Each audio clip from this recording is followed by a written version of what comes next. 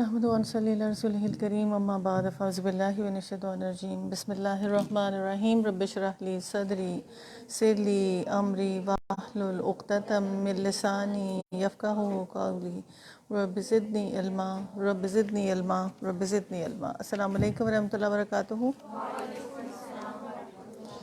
اللہ کے لاکھ لاکھ شکران ہے جس نے اس کا ذکر بلند کرنے کی توفیق دی۔ اللہ تعالیٰ ہم سب کو اس قرآن کے صحیح معنی میں عجائبت کھول کھول کے ہمارے دلوں پہ اتارے، اور ہمارے اس کتاب کے ساتھ وعدے ہیں کہ دلوں کا زنگ اتارنے والی کتاب ہے، اور ہماری لائف میں ریفارمیشن ہو، چینج آئے، اور اس کی حرمت کا ہم خیال کریں، اس کی حلال کو حلال کریں، اس کی حرام کو حرام کریں انشاءاللہ تعالیٰ۔ جنرلی جو قرآن پاک کی تھیم میں پتہ چلتا ہے کہ جو قرآن کے اور امت وسط والے لوگ ہوتے ہیں نا، ان کی زندگی کا لائف سٹائل چینج ہو جاتا ہے۔ وہ فالتو بات کرنے والے لوگ نہیں ہوتے، وہ ایسے گلی محلہ سڑکوں پھرنے والے لوگ نہیں ہوتے، وہ شور و غل کرنے والے لوگ نہیں ہوتے، ان کو بھوکی تعریف نہیں چاہیے ہوتی ہے، وہ ریاکاری کے لیے کوئی عمل نہیں کرتے، اور ان کی زندگی میں ہر دن تبدیلی آنا شروع ہو جاتی ہے اس قرآن کے ساتھ۔ اگر اس قرآن کے ساتھ ہمارے اندر چینج نہ آئے اور ہماری لائف میں آج کا دن کل سے بہتر نہ ہو، تو پھر یہ ہے کہ وی آر اے فیلئر، ہم سکسیس سٹوری کی سیڑھی نہیں چڑھ رہے نا۔ تو اس قرآن کو جب کہا جائے کہ کھولو، دیکھو، پڑھو، اس کی تفسیر کے اتنی زیادہ پلس پوائنٹس ہیں، اور اس کا خالی پڑھنے کا اتنے زیادہ پلس پوائنٹ ہیں، پھر یہ ہے کہ اس کتاب اور اس جگہ کو سجانے والے کا اتنا درجہ بھی آپ نے آیت سنی ہے، اور اس کو جو اس جگہ کو آباد کرنے والے ان کا سٹیٹس کیا ہوتا ہے، جو اس کو نہیں آباد کرتے ان کا حسرت کیا ہوگی، ان کی بربادی کیا ہوگی۔ یہ حسرت اور بربادی اور یہ کیا ہے، بالآخرت ہم یوقنون۔ جب ہم بالآخرت ہم یوقنون والے ٹاپک پہ آ جاتے ہیں تو ہماری لائف میں چینج آ جاتی ہے۔ یہ ہمیشہ زندگی میں یاد رکھیں، جب تک آپ کنیکٹ نہیں ہوتے آخرت کے ساتھ تب تک کوئی معاملہ نہیں درست ہو پاتا نا۔ تو ہم دیکھیں کہ قرآن مکی صورت میں ایک اور طرح کا اجاز دیتا ہے، مدنی صورتوں میں ایک اور طرح کا اجاز دیتا ہے۔ جیسے جیسے انسان کو قرآن کی سمجھ آتی جاتی ہے تو اس کو ایک دم ڈیفائن ہو کے پتہ چلتا ہے یہ کہاں یہ کہاں یہ کہاں ہے نا۔ تو یہاں پہ اللہ تعالیٰ وعدہ کر کے کہتے ہیں قرآن دلوں کی بیماریوں کے لیے شفا ہے، ہدایت ہے، رحمت ہے مومنوں کے لیے۔ مومن کون ہوتا ہے؟ امن والا ہوتا ہے، پرسکون ہوتا ہے، اور یہ اللہ کا فضل ہے، کتاب نازل ہوئی اور رحمت بن کر ہم سب پہ نازل ہوئی ہے۔ تو مومنوں، سورہ یونس میں آتا ہے خوشیاں مناؤ، تمہیں یہ کتاب دی گئی ہے نا۔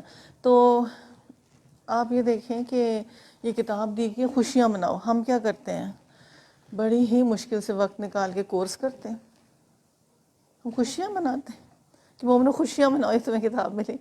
اتنی مشکل سے اس کے لیے وقت نکالتے ہیں، اور شیطان اس کو ایسا مشکل کر دیتا ہے۔ جس چیز سے ہمیں اللہ کا قرب ملنے والا ہوتا ہے، جس چیز سے ہمیں نجات ملنے والی ہے، جس چیز سے ہماری آخرت سنورنے والی ہوتی ہے، اور جو ہماری نفع مند چیز ہوتی ہے، اس کو ہم لے نہیں پاتے ساری زندگی۔ اس کتاب کے لیے نیت اور خلوص نہیں ہوتا، جس کی وجہ سے ہم اینڈ والی چیز اس کو چنتے ہیں، اور بڑھاپے میں کتاب کھول کے بیٹھ جاتے ہیں، قرآن پڑھنے بیٹھ جاتے ہیں نا۔ تو یہ ایک بڑی ہی ٹریجک سٹوری ہے اس کتاب کے ساتھ، لیکن جس کو یہ شرف حاصل ہو جائے اس کے لیے دنیا میں خوشخبری ہے، اور پھر جس نے دنیا میں خوشخبری سورۃ توبہ میں آتا ہے وہ اپنی اس جنت کے لیے دنیا میں اپنی سیلیبریشن بھی سٹارٹ کر دینا۔ تو ہم دنیا کے علوم حاصل کرتے کرتے تھکتے نہیں ہیں، اور وہ ہمیں آخرت کی طرف لے کے بھی نہیں جاتا نا۔ تو سفیان ثوری رحمۃ اللہ علیہ کہتے ہیں کہ ہم نے علم حاصل کیا، اس میں ہماری نیت خالص نہ تھی، پھر بعد میں ہماری نیت خالص ہوئی۔ یہ دین کے لوگ خود اپنے آپ کو ایسے کہتے ہیں کہ ہم نے علم حاصل کیا پر ہماری نیت میں کچھ ایسا چیز نہیں تھی، لیکن جیسے ہم علم کے راستے پہ گزرے تو پھر ہمارے اندر ریفارمیشن ہوئی، پھر ہمارے اندر چینج آنا شروع ہوئی۔ کیا لائف میں چینجز آنی چاہیے اور کیا ڈیلی بیسس پہ ہونا چاہیے، یہ ایک آرٹیکل ہے، میں آپ کو سناتی ہوں، اور اس کے ساتھ آپ کو ایک آئیڈیا ہوگا کہ بڑا ہی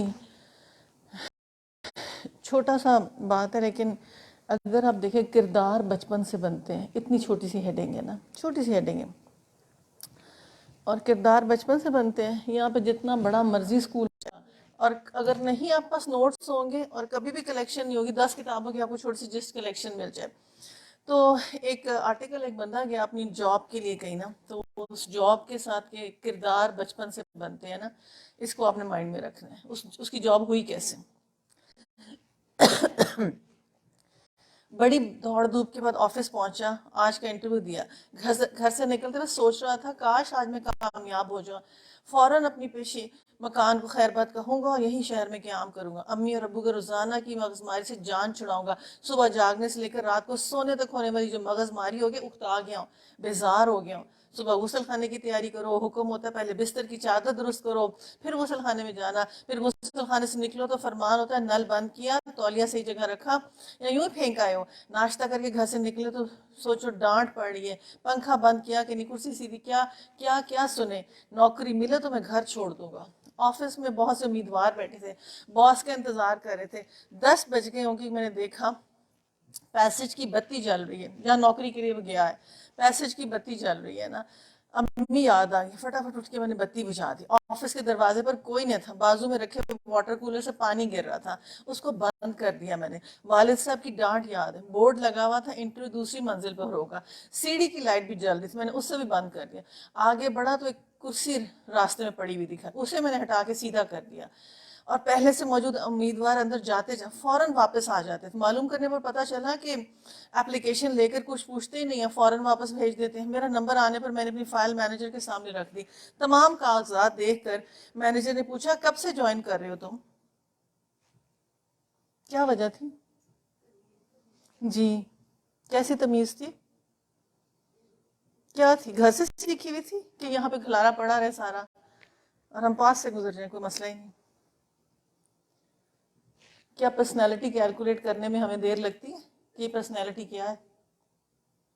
کیا ہمیں نمبر دینے میں دیر لگتی ہے کہ کیا بن سکتے ہیں اور کیا نہیں بن سکتے؟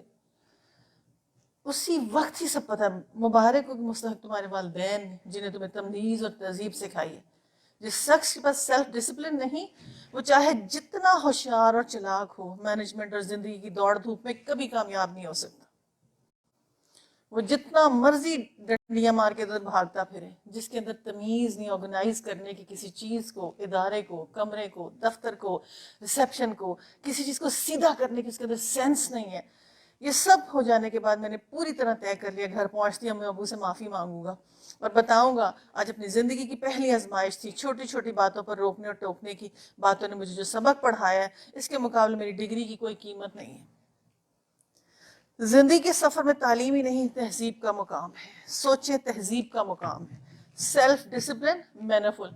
یہ مسٹ ہوتا ہے کہ جن کے ماں باپ سیلف ڈسپلن مینرفل ہوں, جن کے ماں باپ میں کوئی چیز ہو, وہی بچے کچھ اچیو کرتے ہیں. یہ جو بیچ میں گیپ ہے نا, آپ ادھر آ کے بیٹھیں پلیز, اتنے گیپ پہ مت بیٹھیں, کبھی گیپ پہ نہیں بیٹھتے. ادھر آ کے آگے بیٹھے اسٹارٹ میں. یس, ادھر والی صفوں میں بیٹھ جائیں, کیونکہ آپ نے اگر اوپر بیٹھنا ہے تو ادھر بیٹھ جائیں بلیک صفوں پہ. تو کردار بچپن سے بنتا ہے. بہت سے مقامی ہیروز کی کہانیاں, کتابیں جتنی مرضی کھول کے دیکھ لیں تو پتہ چلتا ہے کہ یہ جو لوگ شروع سے تھے, ان کی عظمت کا سفر بچپن سے شروع ہوا ہوا ہے. سید احمد خان کو پڑھتے ہیں تو پتہ لگتا ہے کہ 11 سال کے انہوں نے بوڑھے ملازم کو ایک دفعہ مارا تو ماں نے رد عمل کے طور پر انہیں گھر سے نکال دیا. والدہ کی سمجھ سے اتنا دل پر ڈر بیٹھ گیا کہ خالہ کے گھر 3 دن رہے. جب معاملہ صلح صفائی کا ہو تو والدہ نے کہا اس بوڑھے ملازم سے معافی مانگو اور آئندہ کسی کا دل نہ دکھاؤ گے. اس واقعے پر غور چاہیے تو دیکھیں کردار کی پختگی کیسے نہ آئے گی. اور یہ جن کی کامیابی کو سٹڈی کیا گیا, کہ بیچ میں بتاؤں گی قرآن سٹارٹ کرتے ہیں, جن کی کامیابی کو سٹڈی کیا گیا نا, ان کی مائیں بہت سخت تھیں اور ان کے باپ بہت سخت تھے. باپ نارملی اویلیبل نہیں ہوتے, اور ماں نے ڈانٹ ڈپٹ کر کے, اور ان کی کامیابی اسی میں تھی. حکیم سعید لے لیں, علامہ اقبال لے لیں, اینی بڑی لے لیں, سفیان ثوری, امام بخاری, اینی بڑی. ماں تھی, ماں تھی, ماں تھی. جس ماں کا کردار بن جاتا ہے نا, جو ماں خود سست الکاہل وجود ہوتی ہے, اس کی کوئی پلاننگ نہیں ہوتی, اور اس کی کوئی چیز نہیں ہوتی, اس کا کوئی گول نہیں ہوتا, اس کا مشن نہیں ہوتا, کوئی اچیومنٹ نہیں ہوتا, اس کی آگے سے ساری اولاد فیلئر پہ چلی جاتی ہے. فیلئر پتہ کیا ہوتا ہے؟ ہم سمجھتے ہیں پیسہ آ گیا تو ہم کامیاب. پیسہ نہیں ہوتا, فیلئر کسی اور چیز کا نام ہوتا ہے. پرسنالٹی ڈیولپ نہ ہونا, اگر شخصیت نہیں بنی ہے تو یو آر اے فیلئر. اور آپ کے اندر پیسہ پیسہ پیسہ پڑا ہوا ہے, تب بھی then even you are a big failure. کاش ہم سمجھ سکیں نا. آیت نمبر جی نہیں 102 ہے. یہ لوگ ان سے چیز سیکھتے ہیں جس شوہر اور بیوی میں جدائی ڈالی جائے. جادو کو میں نے ایکسپلین کیا تھا، ظاہر تھا ان کے اذن الہی کے بغیر اس سے ذریعے میں کچھ ضرر نہیں پہنچ، اس کے باوجود ایسی چیز سیکھتے جو خود ان کے لیے نفع بخش نہیں بلکہ نقصان دہ تھی. انہیں خوب معلوم تھا کہ اس چیز کا خریدار بنا کر اس کے لیے آخرت میں کوئی حصہ نہیں ہے. کتنی بری متاع تھی، اس کے بدلے اپنی جانوں کو بیچ ڈالا. کاش انہیں معلوم ہوتا، ایمان اور تقوی اختیار کرتے تو اللہ کے اس کا جو بدلہ تھا ان کے لیے زیادہ بہتر تھا. کاش انہیں خبر ہوتی. لوگوں جو ایمان لائے ہو، یہ بھی ہوا تھا رائنا انظرنا کو تو توجہ سے بات سنو. یہ کافر تو عذاب علیم کے مستحق لوگ جو دعوت حق کو قبول کرنے سے انکار کیا. اہل کتاب میں سے مشرک ہرگز پسند نہیں کرتے تمہارے رب کی طرف سے تم پر کوئی بھلائی نازل ہو. اللہ جس کو چاہتے اپنی رحمت کے لیے چن لیتا ہے. اللہ بڑا فضل فرما. ہم اپنی آیت جس آیت کو منسوخ کر دیتے ہیں یا بھلا دیتے ہیں جس کی وجہ سے بہتر لاتے ہیں، کم از کم ویسی ہی. کیا تم جانتے نہیں اللہ ہر چیز پر قدرت رکھتا ہے؟ کیا تمہیں خبر نہیں کہ زمین و آسمان کی فرما روائی اللہ ہی کے لیے، اس کے کوئی سوا کوئی تمہاری خبر گیری کرنے والا، تمہاری مدد کرنے والا نہیں. پھر کیا تم اپنے رسول اور اس سے قسم کے سوالات اور مطالبہ کرنا چاہتے ہو کہ جیسے اس سے پہلے موسیٰ سے کیے جا چکے؟ حالانکہ جس شخص نے ایمان کی روش کو کفر کی روش سے بدل دیا اور راہ راست سے بھٹک گیا. اہل کتاب میں سے اکثر لوگ یہ چاہتے ہیں کس طرح تمہیں ایمان سے پھیر کر پھر کفر کی طرف پلٹایا جائے. اگرچہ حق ان پر ظاہر ہو چکا مگر اپنی نفس کی حسد پر ان تمہاری کی خواہش ہے. اس کے جواب میں تم عفو درگزر سے یہاں تک کہ اللہ خود اپنا فیصلہ. مطمئن رہو اللہ تعالیٰ ہر چیز پر قدرت رکھتا ہے. نماز قائم کرو، اپنی عاقبت کے لیے جو بھلائی کما کر آگے بھیجو گے اسے موجود پاؤ گے. جو کچھ تم کرتے ہو سب اللہ کی نظر میں ہے. خواہشات، آرزویں، اناد، حسد، جھگڑے قیمتی وقت ضائع کرا دیتے ہیں انسان سے. فضول بہر تکرار، یہ اپنی قوت نیگیٹیوٹی پہ لگاتے تھے اور وہ اپنی قوت پازیٹیوٹی پہ لگاتے تھے. اور نبی صلی اللہ علیہ وسلم ہر وقت کچھ نہ کچھ پازیٹیو اور اچھا کر رہے ہوتے تھے اور وہ ہر وقت نیگیٹو کی پلاٹنگ کر رہے ہوتے. الٹیمیٹ انجام کس کا برا ہوا؟ اللہ تعالیٰ کہہ رہے ہیں تم جو کرو گے وہاں میرے پاس پاؤ گے. پھر دیکھو اس کا انجام کیا ہوتا ہے. ہر چیز پر قدرت رکھتا ہے. ان کا کہنا کوئی شخص جنت میں نہ جائے گا جب تک کہ یہودی عیسائی کے خیال کے مطابق عیسائی نہ ہو. ان کی تمنا، ان سے کہو اپنی دلیل پیش کرو اگر تم اپنے وعدے میں سچے ہو. دراصل نہ تمہاری کچھ خصوصیات نہ کسی اور کی. حق یہ کہ اپنی ہستی کو اللہ کی اطاعت کے سپرد کیا، عملاً نیک روش پر چلے. یہ ہے کرائٹیریا جنت میں جانے کا. نہ یہودی ہے، نہ نصارہ ہے، نہ کچھ ہے. یہ ہے ہستی کو اللہ کی اطاعت پر سونپ دیا اور عملاً نیک روش اختیار کی. ہائی لائٹ کریں. اور رب کے پاس اس کا اجر ہے. ایسے لوگوں کے لیے کسی خوف اور رنج کا موقع نہ ہوگا. کسی خواہش، کسی جنریشن، کسی باپ دادا، کسی کی وجہ سے بخشش نہیں ہونی جب تک کہ اپنے آپ کی اطاعت نہ ہوئی، اپنی فرمانبرداری نہ ہوئی. یہودی کہتے ہیں عیسائیوں کے پاس کچھ نہیں، عیسائی کہتے ہیں یہودیوں کے پاس کچھ نہیں، حالانکہ دونوں ہی کتاب پڑھتے ہیں. اس قسم کے دعوے ان کے لوگوں کے بھی ہیں جن کے پاس کتاب کا علم نہیں ہے. یہ اختلافات جن میں لوگ مبتلا، ان کا فیصلہ اللہ قیامت کے روز کرے گا.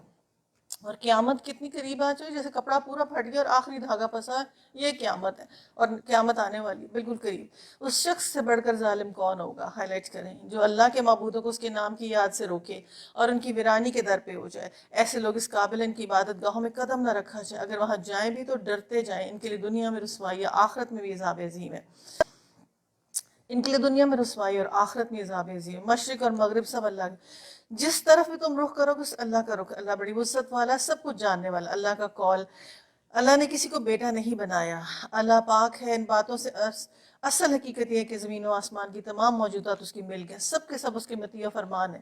وہ آسمان و زمین کا موجد ہے. جس بات کا وہ فیصلہ کر لیتا ہے اس کے لیے حکم دیتا ہے ہو جا، بس کن فیکون، تو ہو جاتی ہے وہ. نادان کہتے اللہ خود ہم سے بات کیوں نہیں کرتا، کوئی نشانی ہمارے پاس کیوں نہیں آتی. ایسی باتیں ان سے پہلے بھی لوگ کر چکے. ان سب اگلے پچھلوں کی ذہنیت ایک جیسی. یقین لانے والوں کے لیے ہم نشانیاں صاف نمایاں کرتے ہیں. اس سے بڑھ کر نشانی کیا ہوگی؟ ہم نے تم کو علم حق کے ساتھ خوشخبری دینے والا، ڈرانے والا بنا کر بھیجا. اب یہ لوگ جہنم سے رشتہ جوڑ چکے، ان کی طرف تم ذمہ دار نہیں ہو. ہائی لائٹ کریں. کفار مکہ کی پرسنالٹی بتائی جا رہی ہے. ہر پیغمبر کے وقت ایک حاجت ہوتی ہے اور آتا ہے اور سب کو دیتا ہے. بیچ میں سے جو حق والے ہوتے ہیں وہ اس کو ایکسیپٹ کر لیتے ہیں بات، اور جو حق پر نہیں ہوتے وہ اس کے اینٹی بن جاتے ہیں. اور وہ کون ہوتے ہیں؟ پیچھے ہم نے پڑھا تھا ان کے دل میں ایک روگ ہے. یہ اپر کلاس ہوتی ہے، ایلیٹ کلاس ہوتی ہے، اور ان کے یہ نفق کی طرح ہوتے ہیں. ادھر فائدہ دیکھا ادھر نکل کے، ادھر فائدہ دیکھا ادھر نکل کے.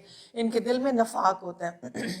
یہاں پہ نبی صلی اللہ علیہ وسلم کی ایک پرسنالٹی بتائی جا رہی ہے اور کہا جا رہا ہے کہ جس ایج میں اور جس فیکٹر میں تھے وہ، اور وہ روشن نشانی اور کتاب لے کے، امین صادق ان کا نام تھا، مکہ میں ان کی ایک اتنی زبردست ریپیوٹ تھی، اس کے باوجود نہیں ایکسیپٹیبلٹی ہوتی تو ٹھیک ہے، اٹس اوکے، نہیں ہوتی تو نہ ہو، تمہاری جو حق پہ ہوگا، جس کے اندر خیر ہوگی، وہ اس کو ایکسیپٹ کر لے گا۔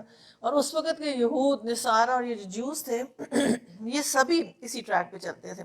یہودی اور عیسائی تم سے ہرگز راضی نہ ہوں گے جب تک ان کے طریقے پر نہ، یہ صاف کہہ دو راستہ بس ایک ہی ہے۔ ہائی لائٹ کریں آیت نمبر 120، قُلْ إِنَّ هُدَى اللَّهِ هُوَ الْهُدَىٰ، راستہ بس وہی ہے جو اللہ نے بتایا، اور نہ اگر اس میں علم کے ورنہ اگر اس علم کے بعد جو تمہارے پاس آ چکا تم نے ان کی خواہشات کی پیروی کی تو اللہ کی پکڑ سے بچانے والا کوئی دوست اور مددگار تمہارے لیے نہیں ہوگا۔ جن لوگوں کو ہم نے کتاب دی ہے وہ اس طرح پڑھتے ہیں جیسے پڑھنے کا حق ہے۔ بیٹا بیٹھ جائیں پلیز۔ اس پر سچے دل سے مان لاتے ہیں، جس نے ساتھ کفر کا رویہ اختیار کیا وہ اصل میں نقصان اٹھانے والے لوگ ہیں۔ کیسے؟ جو کفر کا اس کتاب کے ساتھ، آج ہم کدھر کھڑے ہیں اپنے آپ سے خود سوال کریں، اس کتاب کا کیسا حق ادا کر رہے ہیں؟ شروع میں نے جو آپ کو بات بتائی کہ پرسنالٹی ڈیولپمنٹ کے لیے کتاب، اور ہر چیز کی ریفارمیشن کے لیے کتاب، اور بلندی کے لیے کتاب، عزت کے لیے اس کتاب کا نام، پر پھر بھی ہم نے اس کتاب کو نہیں لینا۔ یہ شریعت دینے والی کتاب، الہام والی کتاب، منصب دینے والی کتاب، رتبہ دینے والی کتاب، دینی ون، پھر رتبہ ملتا ہے کیوں نہیں اس کتاب کے ساتھ؟ یہ جو متولی اور سارے کچھ ہیں، اللہ کہتا ہے ان کو تو میں ذلیل کروں گا، اور دنیا میں ہوں گے جو مسجد کے صحیح معنوں میں یوٹیلیٹی نہیں ہوتی، جن کے پاس جو صحیح لوگوں اور گول کے ساتھ نہیں ہوتے، اور ان کو وہ یہ جو بیٹھے ہوئے اپنا ان کا کوئی مفاد ہوتا ہے اس کے اندر، تو یہ اللہ تعالیٰ دنیا میں بھی رسوائی دے گا اور آخرت میں بھی رسوائی دے گا۔ اور یہاں پہ جو ان لوگوں کا انہوں نے جہنم سے رشتہ جوڑ لیا، اتنی بڑی یہ بات ہے۔ ہم دنیا میں کس لیے آئے؟ اپنے آپ سے سوال کریں، ہمیں چاہیے کیا؟ ہم کس چیز پہ راضی ہو جائیں بغیر کسی کام کیے؟ جو پیچھے ان کی تمنائیں تھی اس پہ اس طرح پڑھتے ہیں سب جو اللہ نے بتایا، اور پھر اس طرح پڑھتے ہیں اس کتاب کو جسے پڑھنے کا حق ہے، اس پر سچے دل سے ایمان لاتے ہیں۔ جو اس کے ساتھ کفر کا رویہ اختیار کرے گا وہی اصل میں نقصان اٹھانے والا ہوگا۔ اب پڑھنے کا پہلا طریقہ کار، اس کے 7 اعجاز ہیں: پڑھنا، غور و فکر، تدبر، عمل میں لانا، پھر تبلیغ میں آگے پہنچانا، اور پھر ڈیلی بیسس پہ اس کتاب کو کھولنا اس کا فرض ہے۔ ڈیلی بیسس پہ فرض ہے کم سے کم 10 آیات پڑھنا منیمم۔ یہ فرائض کس کس گھر میں پورے ہو رہے ہیں؟ جسٹ امیجن کہ کس کس گھر میں پورے ہوتے ہیں۔ یاد کرو جس طرح پوائنٹڈ آئے تھے نا 4-5 میں، بعد میں اس کی تھوڑی سی تفسیر کراتی ہوں، پہلے ہم ریڈنگ دے کے پارا فنش کر لیں، اوکے؟ اے بنی اسرائیل، یاد کرو میری اس نعمت کو جس سے میں نے تمہیں نوازا تھا، اور یہ کہ میں نے تمہیں دنیا میں تمام قوموں پر فضیلت دی تھی، اور ڈرو اس دن سے جب کوئی اس کے کام نہ آئے گا، نہ کس سے فدیہ قبول کیا جائے، نہ کوئی سفارش ہوگی، آدمی کو فائدہ نہ دے گی، نہ مجرموں کو کہیں سے کوئی مدد پہنچے گی۔ ہائی لائٹ کریں، بنی اسرائیل ہو، حضرت نوح کی قوم ہو جس نے تنگ کیا، حضرت ابراہیم کی قوم ہو جس نے تنگ کیا، اور شعیب ہو، عاد ہو، الٹیمیٹ انجام دیکھ لیں کس کا ہوا، کس اور آخرت جس کو ملنے والی ہے جس نے اس کتاب کو بلند کیا۔ اور یہ جو تمہاری کوئی سفارش، جو تم بڑے بڑے جتھے بنے اور بڑے امیر بنتے اس دنیا میں نا، کوئی سفارش اس وقت نہیں چلے گی، کوئی کام اس وقت نہیں چلے گا۔ یاد کرو جب ابراہیم کو اس کے رب نے چند باتوں میں آزمایا، ان سب میں پورا اترا، میں تجھے سب لوگوں کا پیشوا بنانے والا۔ ابراہیم نے عرض کیا کیا یہ میری اور اولاد سے بھی وعدہ ہے؟ اس نے جواب دیا میرا وعدہ ظالموں سے متعلق نہیں۔ ہائی لائٹ کریں کہ حضرت ابراہیم اتنا بڑا سٹیٹس، اتنا بڑا رتبہ ملنے کے بعد، اب دیکھیں حضرت جو ابراہیم علیہ السلام کی جو شاخ تھی وہاں سے رسول اللہ پیدا ہوئے تھے، اور ابراہیم، اسماعیل، اسحاق، یعقوب یہ تمام انبیاء تھے، ان پیغمبروں کی تصدیق کرنے والے تھے، انبیاء کی دعوت دینے والے تھے۔ اب یہاں سے تبدیلی امامت جب ہوئی تو سب سے زیادہ تکلیف ان کو بنی اسرائیل کو پہنچی نا۔ اس تکلیف کے اندر ان کے اندر گرج پہنچ گیا کہ اچھا یہ ہمارے میں سے کیوں نہیں آیا اور ان میں سے کیوں آ گیا، حالانکہ ان کا بھی سٹیٹس اتنا اونچا تھا، وہ بھی کوئی ایسے سٹیٹس سے نہیں تھے۔ تو یہ جو امت محمدی کو اب سٹیٹس ملا ہے نا، اپنا قرآن لا کے ادھر بیٹھے، تو اس سٹیٹس کے ساتھ اگر فضیلت دی گئی ہے، مسلسل امت کو ہدایت دی جا رہی قرآن کے تھرو کہ دیکھو ان کے ساتھ یہ ہوا تھا، دیکھو ان کے ساتھ یہ ہوا تھا، یہ اس طرح سے ہوا تھا۔ اور ابراہیم علیہ السلام نے دعا کی تھی کہ یہ میں اتنا بڑا خانہ کعبہ اٹھا کے ربنا تقبل منا کہنے کے ساتھ کہ کیا کہہ رہے تھے؟ یہ کہتے اللہ قبول کرے میرے بچوں کے ساتھ بھی کچھ اچھا۔ انہوں نے کہا نہیں، کسی اگر کوئی ظالم ہوگا اس کے ساتھ وعدہ نہیں ہے۔ اور پھر پروف کس چیز سے ہوا تھا کہ ظالم کے ساتھ وعدہ نہیں ہے؟ والد تمہارے ظالم ہیں، ان کے ساتھ ہمارا کوئی وعدہ نہیں ہے۔ اور جو ظالم ان کے لیے وعدہ نہیں، بظاہر خود یہ مشرک تھے اور جو ان کے سارے ساتھی تھے، تو اللہ تعالیٰ کہتا ہے کہ اس گھر کو پاک صاف رکھنا، اور یہ سارے ابراہیم جہاں عبادت کے لیے کھڑا اس مقام کو مستقل جائے نماز بنا دیا، اس کے میری، اور پھر ابراہیم جس جگہ پہ کھڑا ہوا اس کو ہم نے مستقل مقام جائے نماز بنا دی۔ ابراہیم اور اسماعیل کو تاکید کی تھی، میرے اس گھر کا طواف اور اعتکاف اور رکوع اور سجدہ کرنے والوں کے لیے پاک رکھو۔ ابراہیم نے دعا کی، اے میرے رب اس شہر کو امن والا شہر بنا دے، اس کے باشندوں میں سے جو لوگ اللہ اور آخرت کو مانے انہیں ہر قسم کے پھلوں کا رزق دے۔ جواب میں ان کے رب نے فرمایا، جو نہ مانے گا دنیا کی چند روزہ زندگی کا سامان تو میں اسے بھی دوں گا، آخر کر اسے عذاب جہنم کی طرف گھسیٹوں گا اور بدترین ٹھکانہ ہے۔ اور یاد کرو ابراہیم اور اسماعیل کو جب اس کے گھر کی دیواریں اٹھا دعا کرتے تھے، اے ہمارے رب ہم نے سے خدمت قبول فرما لے، تو سب کی سننے والا اور جان، اے رب ہم دونوں کو اپنا مسلم متی فرمان، ہماری نسل میں سے کسی قوم اٹھا جو تیری مسلم ہو، ہمیں اپنی عبادت کے طریقے بتائے، ہماری کوتاہیوں سے درگزر فرمائے، تو بڑا معاف کرنے والا اور رحم فرمانے والا۔ اے رب ان لوگوں میں خود انہی قوم میں سے ایک ایسا رسول اٹھا جو تیری آیات سنائے، ان کو کتاب اور حکمت کی تعلیم دے، ان کی زندگیاں سنوارے، اور تو بڑا مقتدر اور حکیم ہے۔ ہائی لائٹ کریں اس رکوع کو، یہ ہے وہ حضرت ابراہیم کا سلوگن، یہ ہو حضرت ابراہیم کی دعا جس سے نبی صلی اللہ علیہ وسلم کی بات ہوئی، اور کہا گیا کہ اللہ اور ان کی دعا کتنے 100 سال بعد ایک نبی آئے جس کی کوالٹی میں 4 چیزیں ہوں، وہ کیا کرے 4 چیزیں؟ کیا 4 چیزیں اس کی کوالٹی دیکھیں بتائیں؟ شابش شابش، کس چیز کے ذریعے؟ حکمت کے ذریعے، سنت کے ذریعے، یہ 4 کوالٹیز ہوں گی ایک پہ، اور نبی صلی اللہ علیہ وسلم کی یہی چاروں کو زندگی سنورے گی کیسے، یہ چارٹر ہے، اور اس کے بغیر سنور نہیں سکتی۔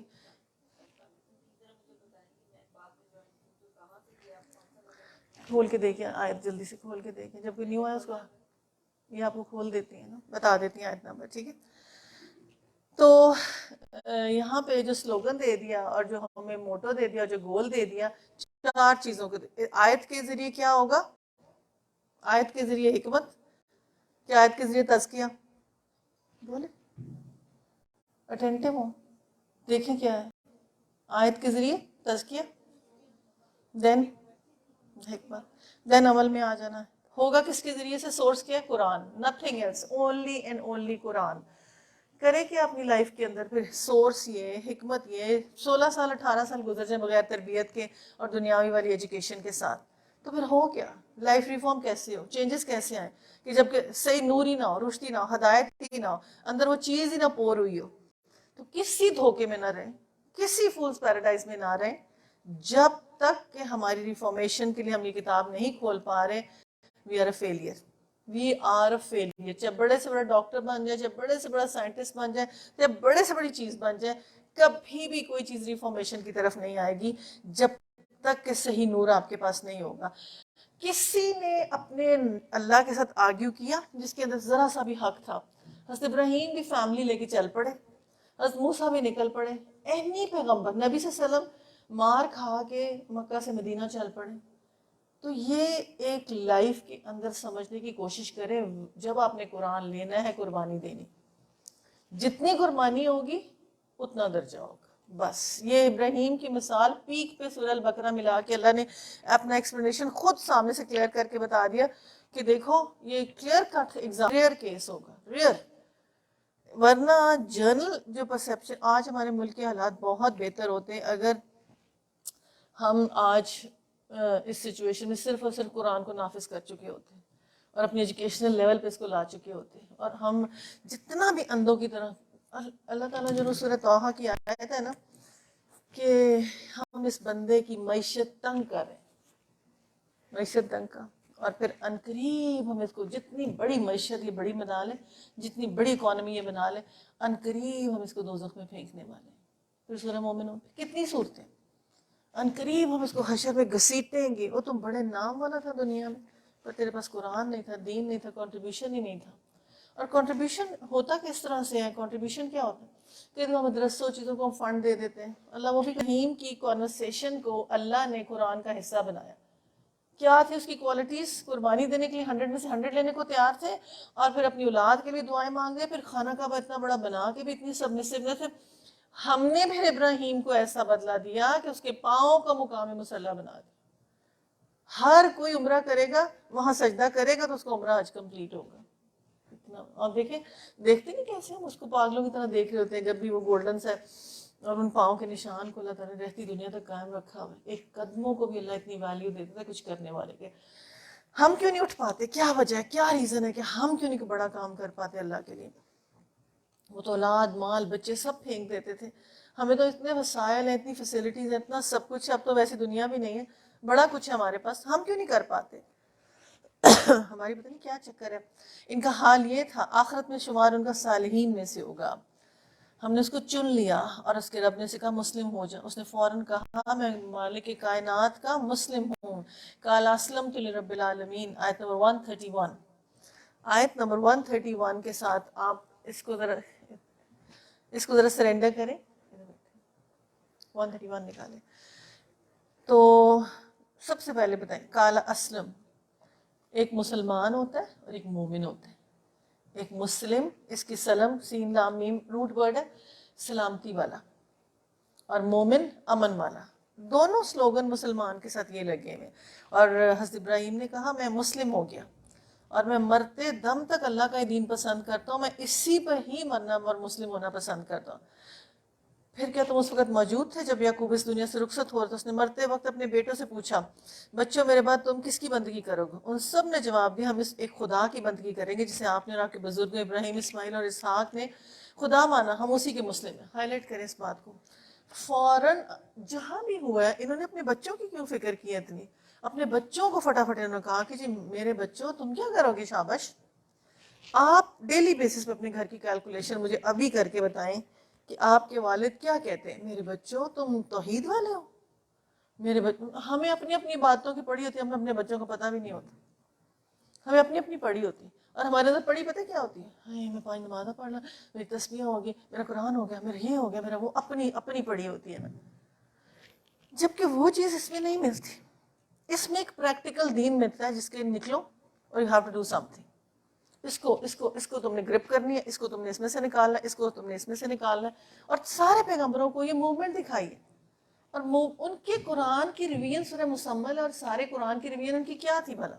اٹھو قرآن پڑھو، اٹھو قرآن پڑھو، کیونکہ تم نے لوگوں کو سنانا ہے، بتانا ہے اور عمل بتانا ہے. تم نے لوگوں کو، تمہارا سبق پرفیکٹ ہونا چاہیے. تم نے اس کو یہ بتانا ہے، اس کو یہ بتانا ہے، اس میں سے یہ بتانا ہے کہ جاؤ یہ کرو، جاؤ یہ کرو. ان کا قرآن پڑھنے کا یہ مطلب نہیں تھا کہ 6 قرآن ختم کرو. ان کا قرآن پڑھنے کا مطلب یہ تھا کہ اب اس میں دعویٰ کرنا ہے، تبلیغ کرنا ہے، تمہارے پوائنٹس کلیئر ہونے چاہیے، تمہارے عقیدے کے، ہر چیز کے، کیونکہ اس میں تو ٹوٹل شریعت ہے. اب مسلم اور توحید، میں نے بتایا نا کہ ویری ویری کلیئر اور پوائنٹ ہے جو ماں باپ سمجھنے کی کوشش کریں گے. ینگر جنریشن کو تو بہت سمجھ آنا چاہیے اس بات کا نا. وہ یہ کہ 2 طرح کے دین ہوتے ہیں. ایک دین ابراہیمی ہوتا ہے، اور دین ابراہیمی کے اندر نا ہم دونوں کتابوں والے آ جاتے ہیں. ان کی بائبل بھی ہے اور ان کی کتاب بھی اور ہماری بھی. دین ابراہیمی ونس آف اللہ، آخرت ہے. اب دوسرا دین جو ہے نا وہ مشرکوں کا ہے، کافروں کا ہے، بت پرستی ہے. اس کے اندر دوسرا ہے سارا، ٹوٹل ایک ڈفرنٹ لائن ڈرا ہو جاتی ہے. اب جو پیدائشی طور پر پیدا ہوتا ہے وہ اپنے گھر میں وہی پیدا ہوتا ہے جو ہوتا ہے وہ. اس کے بعد اس کو حالات اور چیزیں چینج کریں تو ایک ڈفرنٹ فیکٹر آ جاتا ہے نا. اب یہاں پہ ہمارے کرنے کا کیا کام ہے کہ سب سے پہلے اپنے چھوٹے بچے کا عقیدہ کی پراپر بتانا. اس کو جو باہر نکلے تو اس کو پتا ہو کہ نماز کیا ہے، قرآن کیا ہے، عقیدہ کیا ہے، اور اس کا ٹیڑھ کیا، اور اس کو کتنا جو جتنی میں ان کی بکس پڑھتی ہوں نا، جتنے بھی سیکٹ ہیں اینٹی اسلام، تو اس میں کچھ ایسا مجھے نہیں ملتا. اینڈ میں 2-4 لائنیں ایسی ہوتی ہیں، ایسے لپیٹی ہوتی ہیں، یہی قرآن ہوتا ہے، یہ سب کچھ ہوتا ہے، لیکن ترجمے کے اندر چینجز ہوتی ہیں. اور ادھر ہی پتہ چلنا شروع ہوتا ہے کہ یہ برین واش ہو رہا ہے، یہ برین واش ہو رہا ہے، یہاں سے برین واش ہو رہا ہے. عام بندہ وہ 3-4 لائنوں کو لوکیٹ نہیں کر سکتا. اور اگر خیر پڑھتا بھی نہیں ترجمے کے ساتھ، لائف ٹائم اگر اس کو پڑھتا رہتا ہے اسی کتاب کو، اور اس کو یہ بھی نہیں پتا ہوتا کہ یہ والی اوتھینٹک ہے، یہ اوتھینٹک ہے کہ یہ لینی. آپ لوگ کیا سوچتے ہیں عقیدے کی اینٹ سیدھی کرنے کے لیے، اپنے بچوں کے لیے کیا ریفارمیشن کرنے کے لیے ڈیلی بیسس پہ اس کو کیا بتاتے ہیں؟ اللہ سے کیسے کنیکٹ کرتے ہیں؟ کتنی اللہ کی باتیں کرتے ہیں؟ کتنے اللہ کے نام لیتے ہیں؟ کیونکہ آپ پورا قرآن پڑھیں. کل میں نے پورا 1 گھنٹہ لگایا تھا کہ دعائیں کیسے ہمیں نے سکھانی ہے، اللہ کے ساتھ کنیکشن کیسے ان کا پیدا کرنا ہے، ڈیلی بیسس پہ اپنا کنیکشن کیسے اسٹرانگ کرنا ہے، ان چیزوں کو کس طرح سے ہمیں دیکھنا ہے. کاش ہم ان چیزوں کو دیکھ سکیں. اب آپ یہ دیکھیں کہ جو پچھلے لوگ تھے ان کے سرنڈر کرنے میں انہیں کیوں مشکل لگتی تھی؟ کیا تھا؟ ان کا نفس کا غرور ہوتا ہے، تکبر ہوتا ہے، اس وجہ سے قرآن اندر نہیں جاتا. سب سے پہلے اپنے اولاد کے اندر ہمیں تواضع لانی ہے، عاجزی لانی ہے، زمین بنانی ہے، پھر بیج پھینکنا ہے توحید کا، پھر ہمیں اللہ سے کنیکٹ کرنا ہے. کیسے ابراہیم اندر سے اتنا سرنڈر تھا، اتنا پیسفل تھا، قال اسلمت لرب العالمین. پھر وصیت دیکھیں باپ کی کیا تھی اپنے بیٹوں کو. نمبر 2 پوائنٹ اپنا نوٹ کریں کہ ہرگز نہ بننا کہ تم مسلم ہو. مسلم کیا ہے؟ سرنڈرڈ، پیسفل، سلامتی والا. اتنی بڑی وصیت اپنے بیٹے کو کر لی. اور پھر آپ یہ دیکھیں کہ حضرت اسماعیل، ان کی والدہ ہاجرہ، اور پھر ان کا سلوگن کیا ہو، وہ کیا عمر 2 سال تک بچے کو سکھائیں اور کیا اپنے بچے کو آگے لے کے چلیں. ایسی ریکگنیشن اللہ کی کرا لے ویرانوں میں بیٹھ کے، اور ہم اتنے وسائل کے باوجود اللہ سے کنیکٹ نہ کر پائیں. ریزن کیا ہے؟ فیلئر کیا ہے؟ کہاں ہے؟ پھر موت کے قریب بھی پہنچ کے وہ کہہ رہے میرے بیٹو اللہ کی عبادت کرنا. مرتے وقت توحید کا لیسن دے رہا ہے، مرتے وقت. آپ کو کب کس نے توحید کا لیسن دیا تھا اور کہا تھا کہ مرنا بھی یہ کہ مسلمان بننا نا؟ اب یہاں پہ وہ کہہ رہے ہیں کہ یہ جماعت تھی، وہ آئی اور گزر گئی. اور پھر یہودی کہتے ہیں راہ راست پاؤ گے، اور عیسائی ہو تو ہدایت ملے گی. اب پھر اگر اس طرح ایمان لائے، اس طرح تم ایمان تو ہدایت پر ہے. اگر منہ پھیرے تو کھلی بات ہے، ہر دھرمی کی بات ہے. لہٰذا اطمینان رکھو، ان کے مقابلے میں تمہاری حمایت کے لیے کافی ہے، سب کچھ جانتا ہے. ہائی لائٹ کریں آیت نمبر 137. کہو اللہ کا رنگ اختیار کرو. کیسے اللہ کا رنگ؟ ہمیں اللہ کی پہچان ہی نہیں، ہماری اللہ سے دوستی نہیں ہے، ہمارا اللہ سے کنیکشن نہیں ہے. کیسے اللہ سے کنیکشن ہوتا ہے؟ پہلی بات کیا اللہ سے کنیکشن کی، یہ بتائیں مجھے. پہلی بات کیا اللہ سے کنیکشن کی. آپ اگر کہ مجھے اللہ سے بہت محبت ہے، حدیث کا مضمون ہے نبی صلی اللہ علیہ وسلم جس کو اللہ سے بہت محبت ہے وہ کلام اللہ اتنا زیادہ پڑھے گا، ورنہ وہ جھوٹ ہے. اللہ سے کلام کرنا ہے نا، اللہ سے باتیں کرنی ہے نا. جس سے محبت اسے کیا کرتے ہیں؟ باتیں کرتے ہیں، اس سے کنیکٹ ہونے کی کوشش کرتے ہیں. تو یہ اتنا ہی کلام اللہ پڑھے گا، اتنا ہی کلام کے ساتھ کنیکٹڈ ہونا شروع ہو جائے گا. اب اگر ہم کہیں کہ یہ اللہ کا رنگ اختیار کرو، اس کے رنگ سے اچھا اور کسی کا رنگ نہیں، ہم اسی کی بندگی کرنے والے، یہ اتنی آیت کہہ دینے سے فرق نہیں پڑتا. یہ ایک فلسفی ہے جس کو اڈاپٹ کرنے میں زندگیاں گزر جاتی ہیں. پوائنٹس ہیں اگر ہم نوٹ کر جائیں نا. نمبر 1 ہے علم کو عمل میں لانا ہے. نیکیوں کو شخصیت کا حصہ بنانا ہے. وہ بڑا نیک ہے، وہ بڑا نیک نہیں کرنا. نیکیوں کو شخصیت کا حصہ بنانا ہے. عقل مند ہونے کی علامت یہی ہے.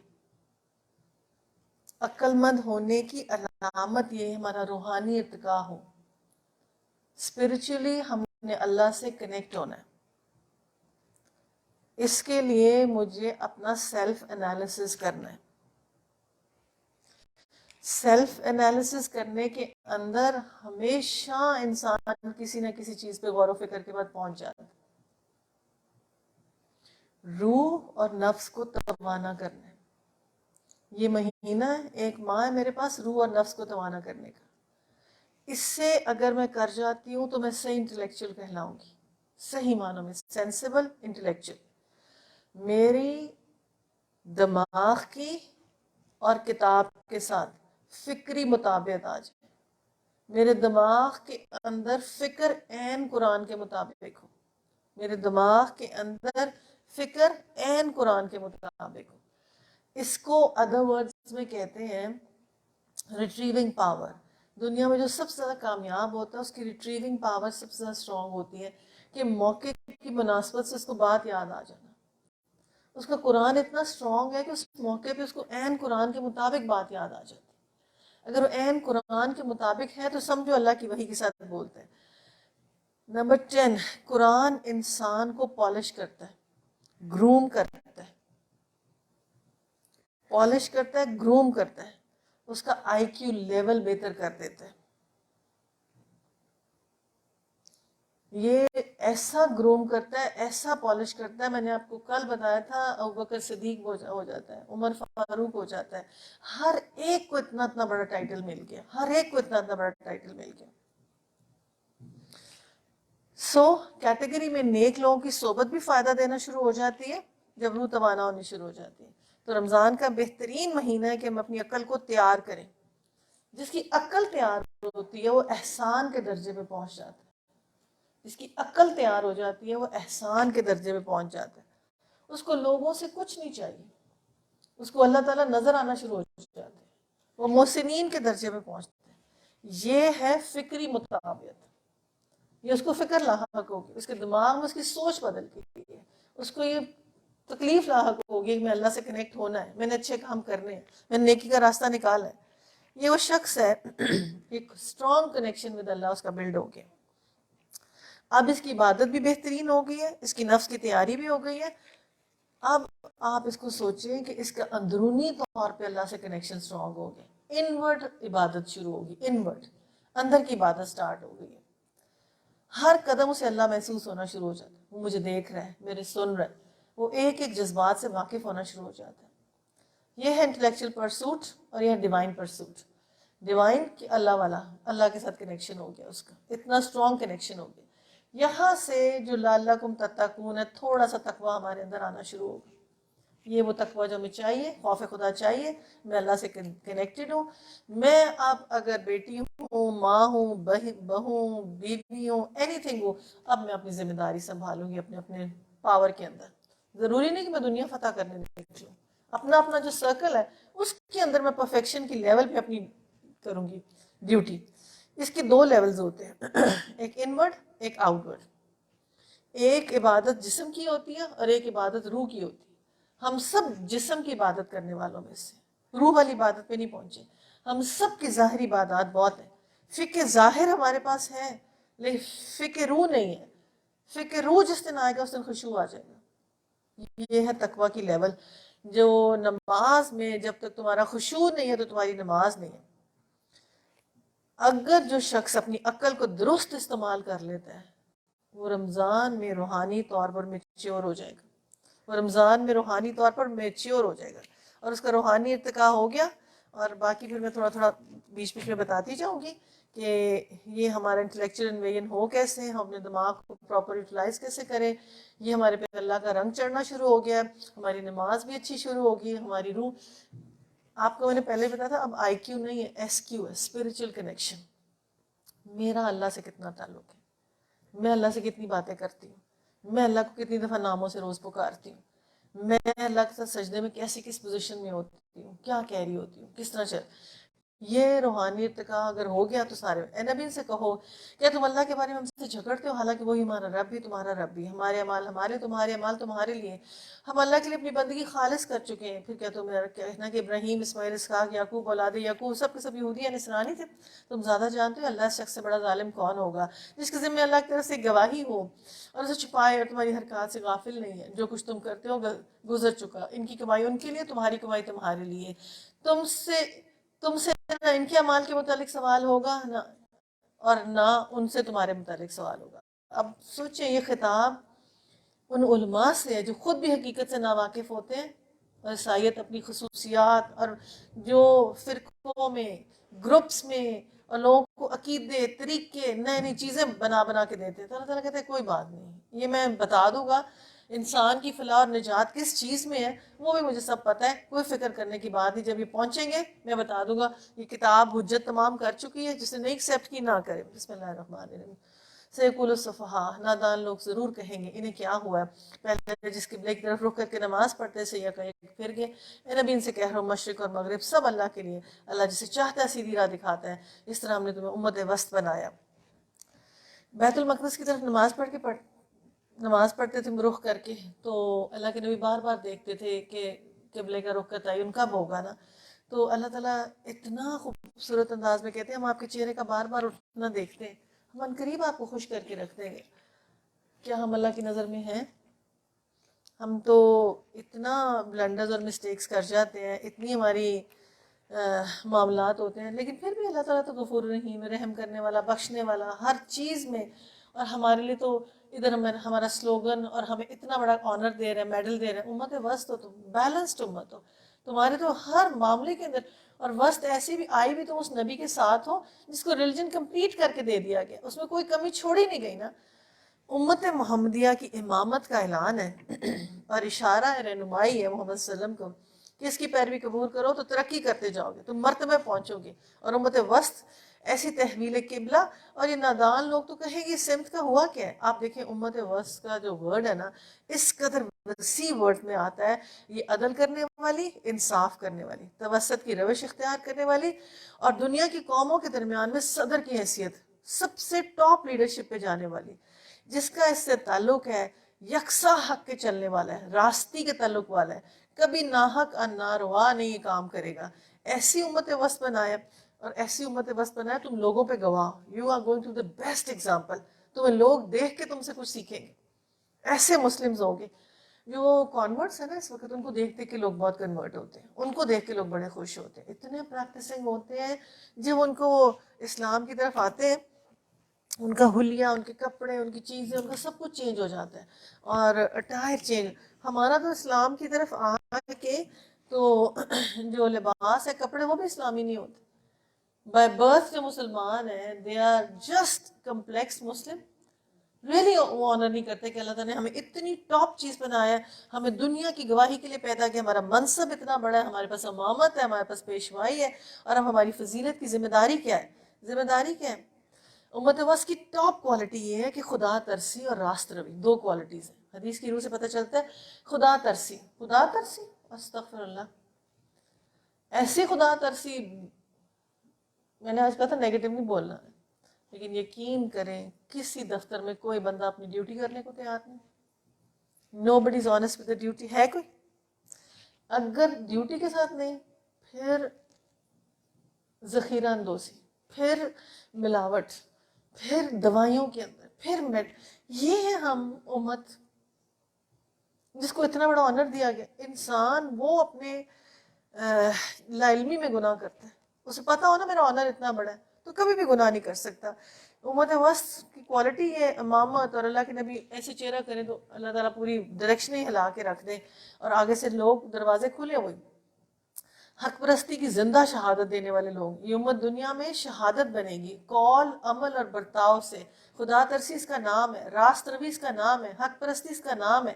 یہ خدا کی ہدایت پر اس کتاب کے ساتھ چلنے والے لوگ ہوں گے. یہ دنیا میں عام لوگ نہیں ہوں گے. کاش ہمارے بچے اس بات کو سمجھ سکیں کہ اللہ نے ہمیں اتنا بڑا آنر دیا ہوا ہے اور ہمارے پہ سخت ذمہ داری ڈالی ہے. اللہ کے نبی نے خطبہ اجتماع الوداع پہ کیا کہا تھا؟ اللہ مشہد گواہ رہنا، میں نے پہنچا دیا. اب 1.25 لاکھ کا مجمع پہنچا اور انہوں نے دین پھیلایا. 14 لوگ تھے کرسچینٹی کے، اور دنیا میں نمبر 1 ریلیجن بن گیا. اور ہمارا 1.25 لاکھ کا مجمع تھا خطبہ اجتماع الوداع پہ.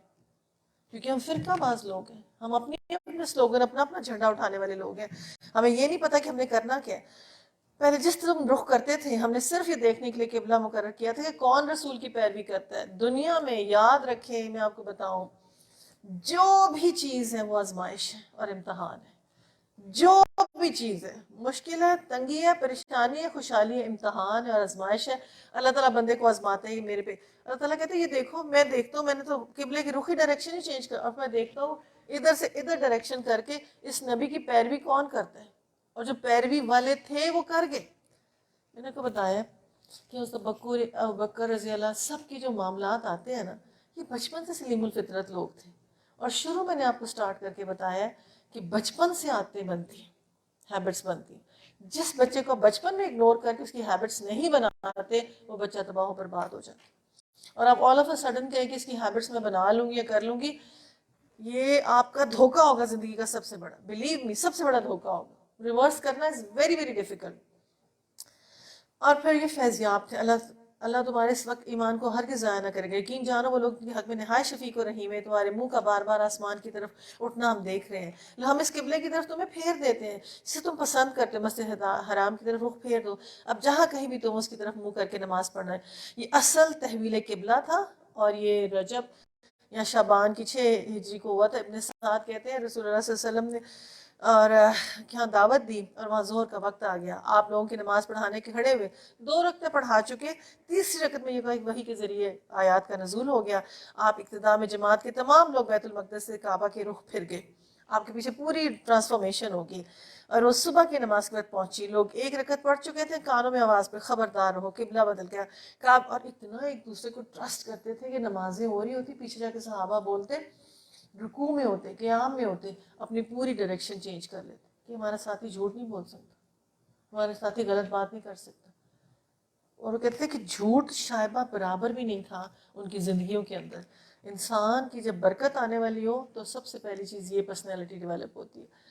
میں کہتی ہوں شاید جھوٹ ایسا نہیں ہوتا، لیکن وہ جھوٹ جو ہے نا جو ہم ہوتے ہیں جو بنتے ہیں وہ بڑا جھوٹ برا ہوتا ہے، وہ منافق کا جھوٹ ہوتا ہے. اس سے بچیں. ہائی لائٹ کریں آیت 144 45 46.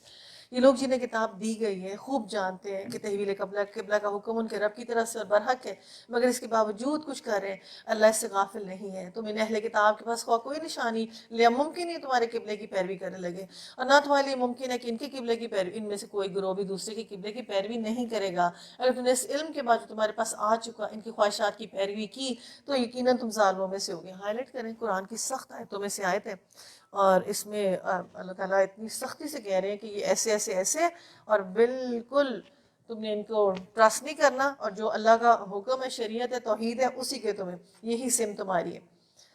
نماز کی صحیح سمت حاصل کرنا از ویری امپورٹنٹ. فرض نماز کے لیے سمت لینا، ڈائریکشن لینا از امپورٹنٹ، چاہے سواری روکنی پڑے چاہے کچھ.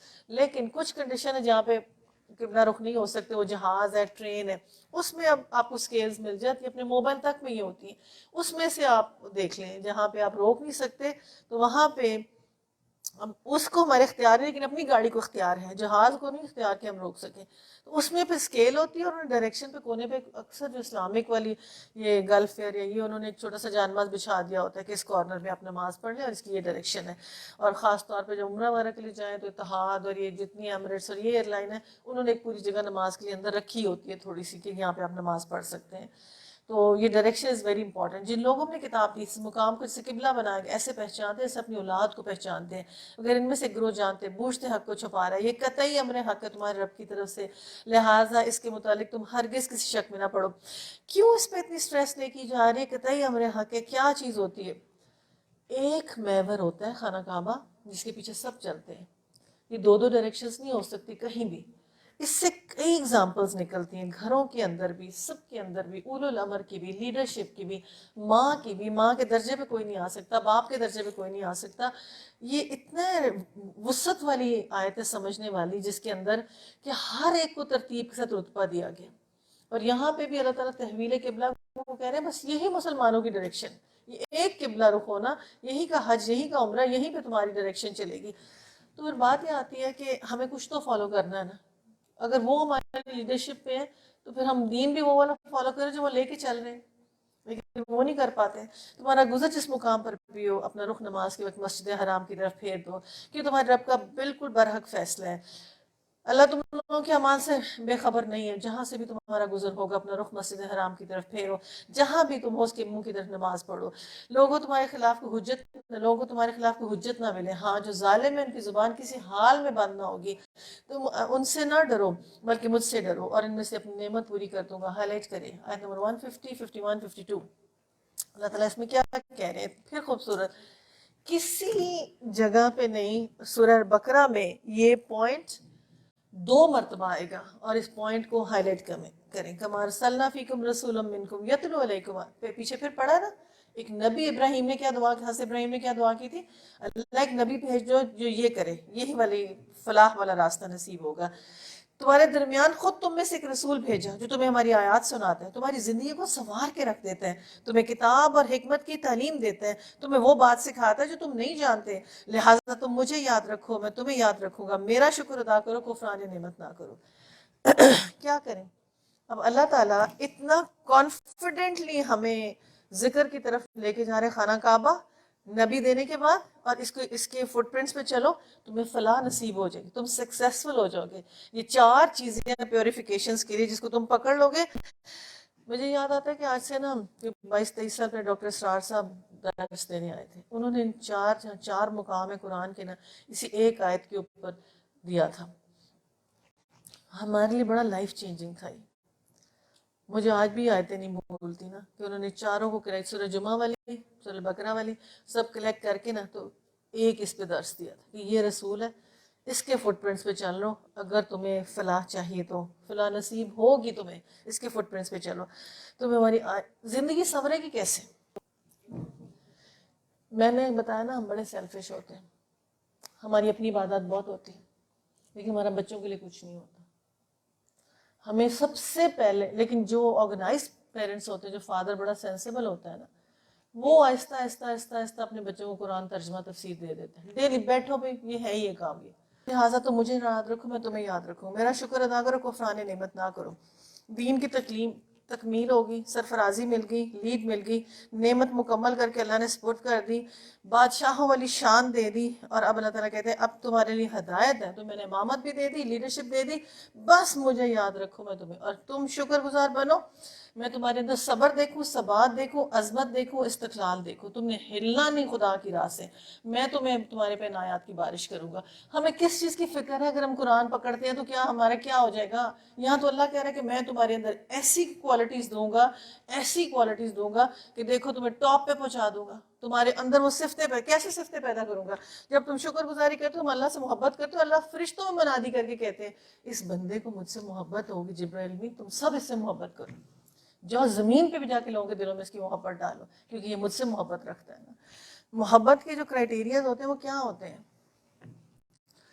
زندگی میں نے ایک بات سمجھ لی، اور وہ یہ ہے کہ تھوڑی محبت، زیادہ محبت، لیکن مستقل مزاجی کی کام، مستقل مزاجی والا، آج کیا کل نہ کیا فیلئر ہو جائیں گے، کچھ بھی نہیں ملے گا. یہ ایک واضح بات ہے. ناشکری کیا ہوتی ہے؟ چلو جی، اللہ تعالیٰ کہہ رہے ہیں اب امامت مل گئی ہے، کثرت سے تسبیح کرنی، تحلیل کرنی، میرا ذکر کرنا، یہی میری اطاعت ہے، اور خیر کے اعمال چاہے تھوڑے بھی ہو جائیں، اللہ تعالیٰ کی نافرمانی نہ کرنا، ناشکری نہ کرنا. اور جو بندہ اللہ کا ذکر کرتا ہے، اللہ تعالیٰ اس کا ذکر جو مومن اللہ تعالیٰ کو یاد کرتا ہے، اللہ اپنی رحمت سے اس کو یاد کرتا ہے. اور پھر فرماتے ہیں، ابو عثمان پوچھا ہم اللہ کا ذکر کرتے ہیں، ہم اپنے دلوں میں کوئی مٹھاس اور ذوق نہیں محسوس کرتے، تم اللہ کی اس حمد پر کرو کہ اس نے تمہاری ظاہری اعضاء کو اطاعت کے ساتھ مزین کر دیا ہے. اور جس نے حقیقت میں اللہ تعالیٰ کا ذکر کیا، وہ اپنے پہلو میں ہر چیز کو بھول جاتا ہے کہ اس کو کچھ یاد نہیں رہتا. اللہ تعالیٰ نے اس ہر چیز کی حفاظت کی، اللہ تعالیٰ اس کی ہر چیز کے عوض اس کو خیر، رحمت، برکت عطا فرمائے گا. زمین پہ خزانے سب کچھ عطا کرنا وہ ذکر کی فضیلت سے. آخرت میں بھی جو جنتیں ہیں وہ سبز باغ ذکر ہی ہیں. ذکر کیا چیز ہوتی ہے؟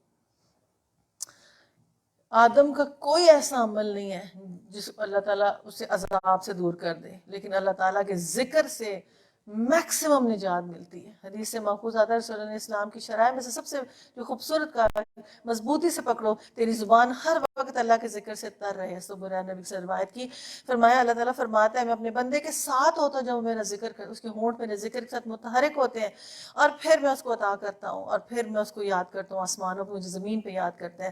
اور پھر وہ ایک اونچا درجے پہ جاتا ہے کہ شکر کا مطلب احسان کو جانتا ہے، اور احسان کرنا شکر کا مطلب یہ ہے کسی کو معاف کرنا. اور جیسے اللہ ہمیں معاف کرتا ہے ہر چیز کے اوپر، اللہ تعالیٰ کے احسان کو یاد کرتا ہے، اس کی ثنا کرتا ہے. اللہ تعالیٰ کا اپنے بندے کے شکر اور اطاعت پر اپنے بندے کی تعریف فرماتا ہے، مگر بندے کا شکر زبان سے، دل سے، اطاعت کے ساتھ ہوتا ہے. اللہ تعالیٰ اس کو انعامات سے نوازتا ہے. میری نعمت اور میرے احسان کا انکار کرو گے تو کفر سے مراد جھٹلانا، اور نعمت چھننا شروع ہو جائے گی، نعمت ختم ہونا شروع ہو جائے گی. اور پھر اللہ کہتا ہے میری استعانت نہیں ہے، میری مدد اس کے لیے واجب نہیں ہے ایسے شخص کے لیے. اب اللہ تعالیٰ فرماتے ہیں حقیقت جو لوگ اللہ کی راہ میں مارے جائیں انہیں مردہ نہ کہو، ایسے لوگ تو حقیقت میں زندہ ہے مگر تمہیں ان کی زندگی کا شعور نہیں. ہم ضرور تمہیں خوف اور خطر، افاقہ کشی، جان اور مال کے نقصانات اور آمدنی کے گھاٹے میں مبتلا کر کے تمہاری آزمائش کریں گے. ان حالات میں جو لوگ صبر کریں گے، جو کہ مصیبت پڑے تو ہم کہیں گے ہم اللہ ہی کے لیے، انہی کی طرف ہم پلٹ کے جائیں. انہیں خوشخبری دے دو، ان پر ان کے رب کی طرف سے عنایات ہیں، ان کی رحمت ان پر سایہ کرے گی. ایسے ہی لوگ راست پر ہوں گے. ہائی لائٹ کریں جو اللہ تعالیٰ یہاں پہ جذبہ ہمارے اندر پیدا کرنا چاہتا ہے کہ تمہیں آزماؤں گا، جانوں سے، مالوں سے، ہر چیز سے. اپنی آزمائش کو ہمیشہ چھوٹا ہی سمجھیں، کسی چیز کو نہ سمجھیں کہ یہ آزمائش ہے. ہر آزمائش سے آپ کا درجہ اونچا ہونا ہے، گناہوں کا کفارہ بننا ہے، اور اس میں خیر چھپی ہونی ہے. تو اللہ تعالیٰ کہتے ہیں میری طرف سے ہے، تو انا للہ و انا الیہ راجعون، اس پہ کہا کرو. یہ کیسی ایک ذہنی کیفیت ہے، ایک کیسا ایک صفت ہوتی ہے جو اندر پرورش پاتی ہے، اس کو صبر کہتے ہیں، پیشنس لیول کہتے ہیں، حلیمی کہتے ہیں، بردباری کہتے ہیں. کسی بھی مشکل وقت کے اندر وہ صفت اپنے اندر متحرک ہو جائے. اور اس کی میننگ میں کیا ہوتا ہے؟ صبر کے، بہادر، اولو العزم، مستقل مزاج. اور صبر میزان میں سب سے بھاری چیز نکلے گی جو بندے کو پار لگا جائے گی. اتنی چھوٹی سی چیز میزان میں رکھے گی اور جنت کے اعلیٰ درجے پہ لے جائے گی. حسنہ سے روایت ہے صبر پہلے صدمے کے وقت ہے اور اس یہ مکمل ذکر ہے. صبر جو نفس پر شاک ہے اس پر سب سے بڑا ثواب ہے. مصائب کے ہجوم میں اگر تم صبر کرتے ہو تو اللہ کا قرب ہے. یہ دل کی قوت ہے. صبر کے مقام پر ثابت قدم لوگ پہنچتے ہیں. جب مصیبت کی حرارت ٹھنڈی ہو جاتی ہے اس وقت ہر ایک صبر کر لیتا ہے. عقل مند پر واجب ہے جب مصیبت پر کیفیت آئے لازم پکڑے. احمق اس کو جلد اپنی اس کیفیت کو ختم کر دیتا ہے. اور پھر صبر کی دو قسمیں کہ اللہ تعالیٰ کی معصیت پر صبر کرنا اور نافرمانی سے صبر کرنا مجاہدہ ہے. اللہ تعالیٰ کی اطاعت پر صبر کرنا یہ بھی عابد ہے. جب آدمی اللہ تعالیٰ کی معصیت سے صبر کرتا ہے اللہ تعالیٰ کی اطاعت پر صبر اللہ اپنی قضا پر رضا کا اس کو وارث بنا دیتے ہیں اور یہ نفس پر دل پر اپنی جگہ سکون محسوس کرتا ہے. صبر کتاب و سنت کے احکام کو ثابت کرتی ہے. صبر شکوہ ترک کر دیتی ہے اور صبر وہ معاملات ہیں کہ شکوے کے بغیر مصیبت کا اظہار یہ صبر کے منافی نہیں ہے. اللہ تعالیٰ جو ان کو صبر میں جن کو صابرین اور شاکرین کہتے ہیں اس میں حضرت ایوب کا صبر بہت زیادہ آتا ہے کہ ان کو کیسے آزمایا, کیسے دکھ تھا, کیسے تکلیف تھی, لیکن انہیں آپ کو پروف کیسے کیا نا. تم میں سے اللہ کی طرف سے ہمیں پلٹ کر انہیں خوشخبری دے دو انہی کے رب کی طرف بڑی عنایات ہے. اب بتائیں میں ہمیشہ سوچتی تھی صبر کے ساتھ یہ صفا مروہ کیوں آ جاتے ہیں. ایک آیت کا دوسری آیت سے بڑا کنیکشن ہوتا ہے, بڑا اعجاز ہوتا ہے اس کا نا. بھئی ایسی صابر عورت کی مثال دے دی انہوں نے, اپنا بچہ لے کے بیٹھی رہی اور کیسے ویسے ہوگا سچویشن. سوچ کے دیکھیں کہ وسائل بھی نہیں ہیں کچھ بھی نہیں ہے لیکن ہاتھ اٹھاتی ہیں اللہ کے آگے اور کہتی ہیں اللہ تعالیٰ اس باؤنڈریز مستجاب دعا بن گئی تھی نا, خاوند کی بات مان لی تھی. حالانکہ کہتی کہ کیا مسئلہ ہے, کیا چیز ہے, کیوں بھائی سوال جواب بھی کر لیتی 10 15 20 اینی تھنگ. جب حضرت مریم کو بھی چھوڑ رہے تھے عبادت کے لیے دیکھیں ایک سپانسرشپ میں کتنی اوبیڈینٹ خاتون نظر آتی ہے نا, بچی نظر آتی ہے. اور وہ جب ڈال رہے تھے کہ میں اسپانسر کروں گا, میں اسپانسر کروں گا یہ, اور وہ چپ کر کے وہاں بیٹھی تھی کہ اچھا اور کسی کو ہاسٹل میں چھوڑ کے آئے تو آپ کو بتاتی ہے نا کہ چلو شاباش بیٹا تم نے ہاسٹل میں رہنا ہے. ایک تو ہاسٹل کا انوائرمنٹ ہی نہیں ہونا, اوپر سے چھوڑنا کدھر ہے. سیکنڈ چیز وہ کیسی کو سلیم الفطرت چیز تھی اور جس نے چکی میں سے پسنا تھا.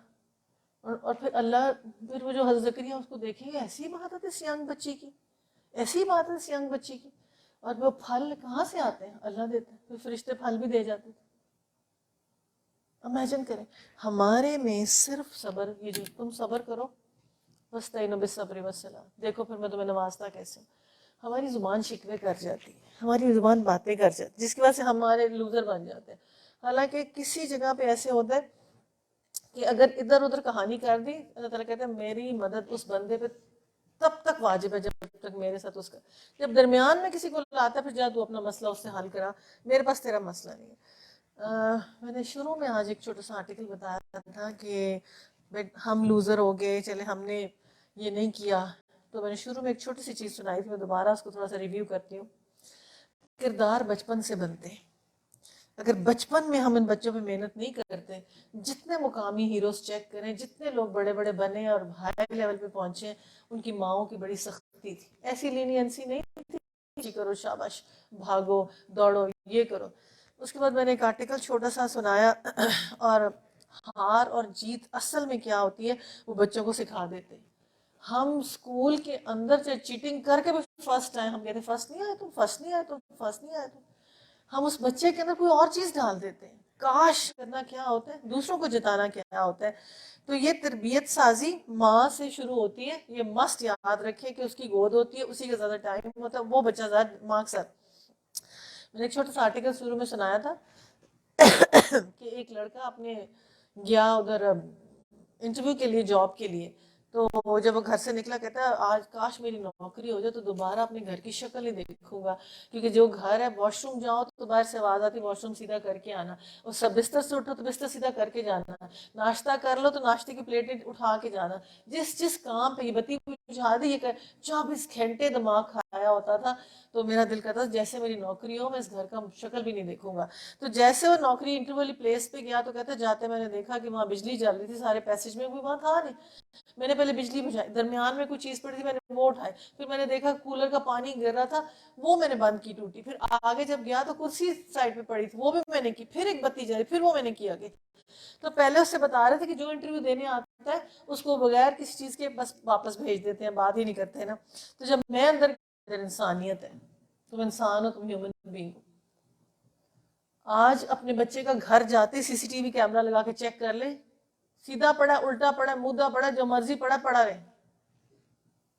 جو ٹریننگ ہے ہماری، جو تربیت ہے ہماری، گھر سے انٹر ہوتے ہی دیکھیں کیا ہماری ایسی تربیت ہے کہ ہم یہ برداشت نہیں کر سکتے.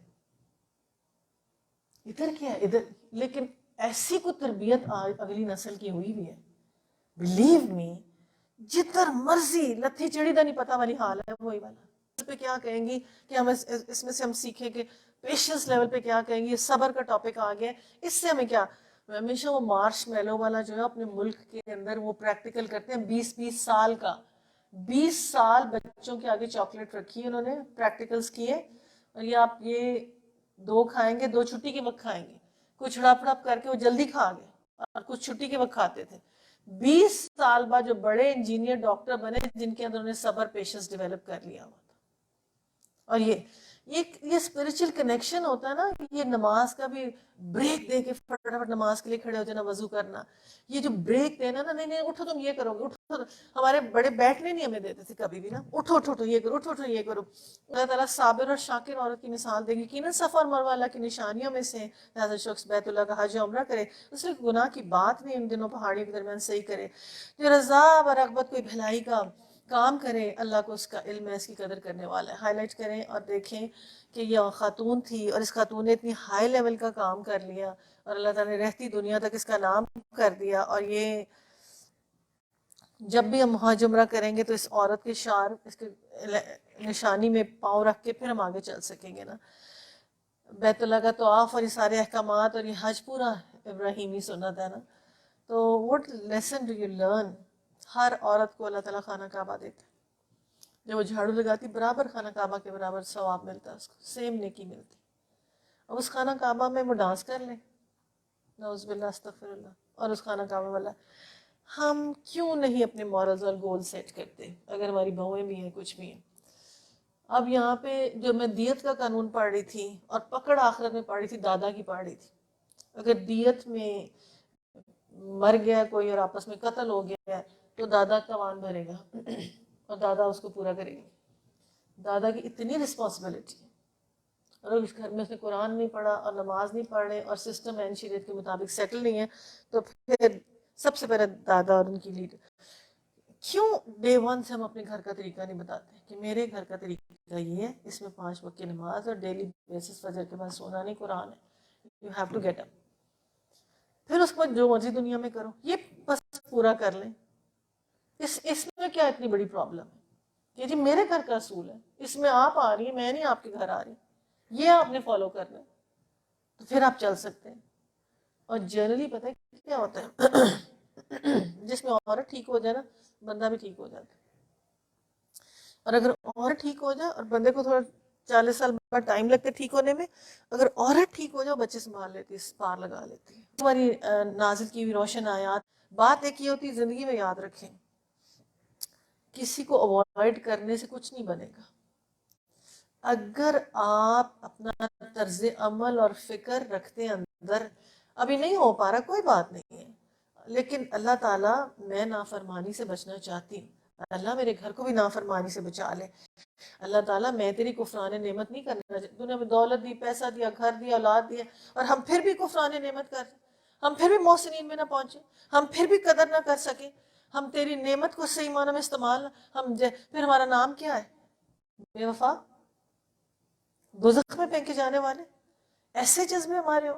یہ کفران نعمت اگر ہم کریں، جن لوگوں نے کفر کا رویہ اختیار کیا، کفر کی حالت میں جان دی، ان پر اللہ تعالیٰ فرشتے تمام انسانوں کی لعنت ہے.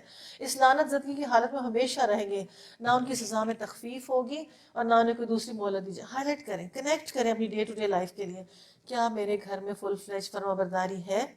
کیا میرا گھر کیسے اٹھے گا، اور میں اپنے اہل جب ملا دیے جائیں گے خوشی دوبالا ہو جائے گی، وہاں ملیں گے نا اہل، سارے کلیکٹ کر دیے جائیں گے نا.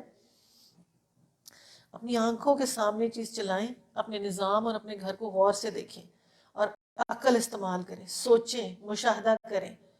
اللہ تعالیٰ یہ جو تو قادر مطلق، تو بادشاہ، تو عرش عظیم کا مالک، میں تیری نافرمانی کروں، میں تیری نافرمانی کروں اور میں آپ کی بات نہ مانوں.